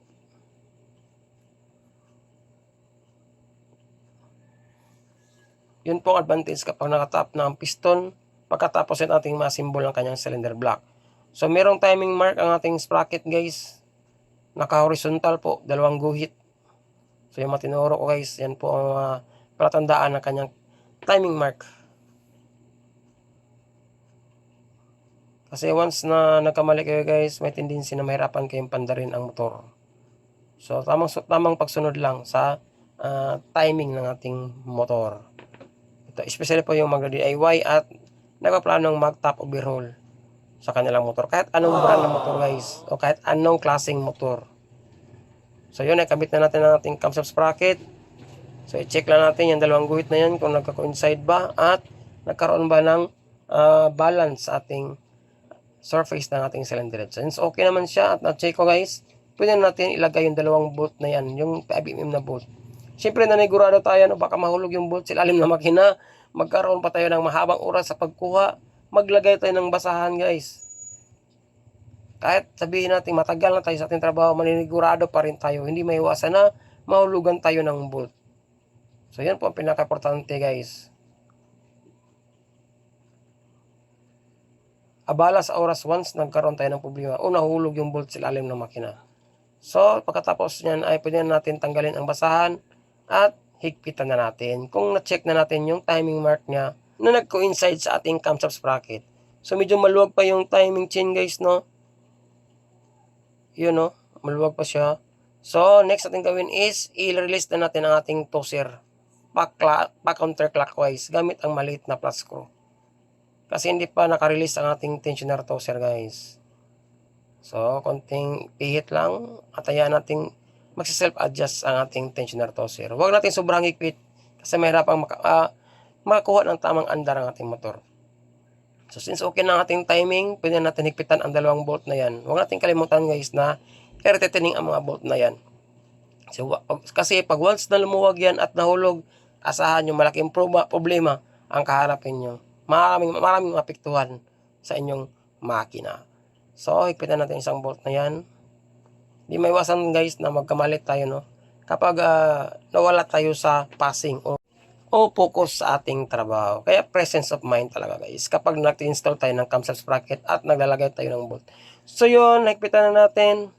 Ikot-ikotin na natin guys kung smooth ba ang pag-ikot ng ating makina. Kasi kapag smooth ang pag-ikot ng ating makina, reflection yun na maganda ang pag-assemble ng ating block at saka piston. Amazing! So ikot-ikotin natin guys. Yun, maganda po ang kanyang ikot. Ibig sabihin, maganda ang pasok ng ating piston rings sa ating cylinder block. Wow! So next natin gawin guys ay siyempre i-check na natin ang ating valve clearance. Sa mga ganitong motor, pwede tayong gumagamit ng failing gauge. Pwede tayong gumagamit ng failure gauge. Dalawa lang option nyo guys. Pero kapag kayo sanay na sa trabaho, pwede ka na gumagamit ng failing gauge. Yung pang pakiramdaman lang ang valve clearance. So kapag mga ganitong motor guys, no, hindi masyadong stricto sa valve clearance. Pwede lang is feeling gauge lang natin gamitin. Side play lang. Kapag tama lang side play, kahit may counting play, okay na yun guys. Huwag yung masyadong malaki yung play. Pero mas maganda is walang play guys. Mas may side play lang. Yung pa left at saka right, slide lang siya. Kasi noon guys, ang purpose nito nga meron siyang valve clearance para maiwasan natin magkaroon ng tukod sa ating valvula, mitya na magkaroon tayo ng problema sa kanyang minor o andar. Pero kung gusto mo talaga gumamit ng failure gauge, pwede rin guys. Kahit 0.06 lang mm o 0.05. Basta importante yung masyadong makapal ang gauge na ginagamit na natin na failure. So kapag okay ng valve clearance guys, pwede na natin i-retightening o higpitan uli yung dalawang valvula, yung intake at saka exhaust. Ganun lang po ang paghigpit o pag-adjust ng ating valve clearance ng ating cylinder head. Okay. So, depende na sa inyo guys, no, kung saan kayo komportable. Pero usually, kapag ako, natansya ko lang kung anong motor, pwede gamitan ng feeling gauge at saka failure gauge. So, since hindi naman masyadong stricto sa clearance ang ating motor, yung mga Honda. So, yun guys, okay na ang intake. Yung tamang side play lang. Okay na kanyang clearance. Yung exhaust, tamang side play lang. So, yun nun guys, no. Since kompleto na halos ang ating trabaho, nailagay na natin ang kanyang sprocket, nagpitan natin ng apat na high nut, saka 2 stud bolt, at saka ang kulang na lang is yung compression niya. Ma-check natin yung compression niya. Kasi ito yung pinaka-issue kung bakit ayaw umandar ang kanyang motor. Tanggalin mo natin ang kanyang spark plug para mailagay natin ang isang daliri natin sa butas ng kanyang spark plug guys. Kasi kulang ka pressure to kanina Kasi guys, nagkaroon ng bukol sa kanyang valvula. So, check nga natin kung maganda na ang pressure o meron na bang hangin na lumalabas.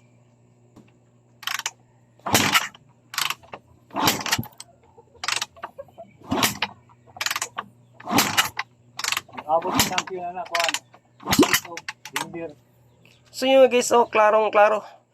Klarong-klaro pa sa sikat ng araw na may pressure na lumalabas sa kanyang cylinder head. Since may compression na guys, at okay na ang ating trabaho, ibalik na natin ang lahat natin mga tinanggal, yung cover niya ng cylinder head, yung carburetor, yung tangke, at saka pwede na natin siyang paandarin. So ito na guys, medyo nagabihan tayo. Dala na rin medyo marami tayong kinabit sa kanyang motor.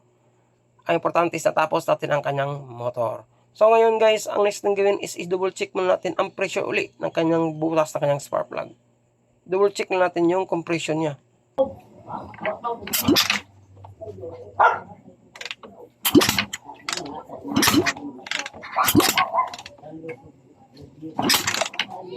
So yun guys, okay naman ang kanyang pressure at walang pagbabago. Malakas pa rin ang sipa ng kanyang piston. Ang next natin gawin is ikabit na natin ang kanyang spark plug para matry natin paandarin ang kanyang motor kung hindi ba ito hard start or madali ba ang pag-andar ng kanyang makina. Since itong spark plug niya guys ay naliligo na sa usok, mas maigi papalitan natin yan ng bago, no? Para iwas aberya na rin sa daanan. Ang ginagamit muna natin ay yung una-una niyang spark plug guys. Try muna natin kung aandar ba ang kanyang naunang spark plug. Pagkatapos ito ay magpapalit ako ng bagong spark plug. Kasi malayo pa man ang biyahe ni Bossing guys pagkatapos nitong ma-overhaul. Biyahe pa siya pabukid nun. So on na natin susi.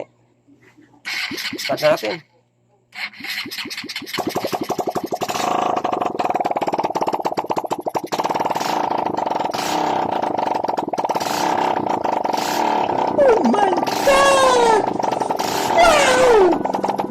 So yun nga guys, umandar ng kanyang motor, klarong-klaro, wala nang usok na lumabas sa kanyang bungang ng kanyang cylinder head. So adjust mo natin ng kaunting kanyang minor guys kasi parang mamamatay ang kanyang makina. At syempre yung pinaka-importante, i-check natin yung bomba ng kanyang oil. Kung mayroon bang oil na papasok sa ating cylinder head. Every time tayo ay nag-a-assemble ng makina. So kapag may tagas yan, aux po ang bomba o aux ang oil passage sa punta sa ating cylinder head. Kasi kapag once tayo nagtotop overhaul, kapag nalimutan natin i-check yan, nagkaroon na pagbara sa sobrang paglinis natin, for sure, maraming masisira sa kanyang cylinder head. So, usok naman guys, mayroon namang oil na tumatagas. Check na natin. Yun, fresh na fresh po ang kanyang oil kasi ginagawa ko yan ng oil. Check natin ang kanyang motor. So yun lang guys, no, kapag yung motor ay mag-experience ng grabe pag-usok, nagbabawas ng langis, ako na matatamaan dyan ay ang kanyang piston. So yun lang guys, no, sana may natutunan kayo. Maraming salamat sa panood. Siyempre, see you sa aking next video. Ride safe, God bless. Shout out sa napakasipag mekaniko. Ayos.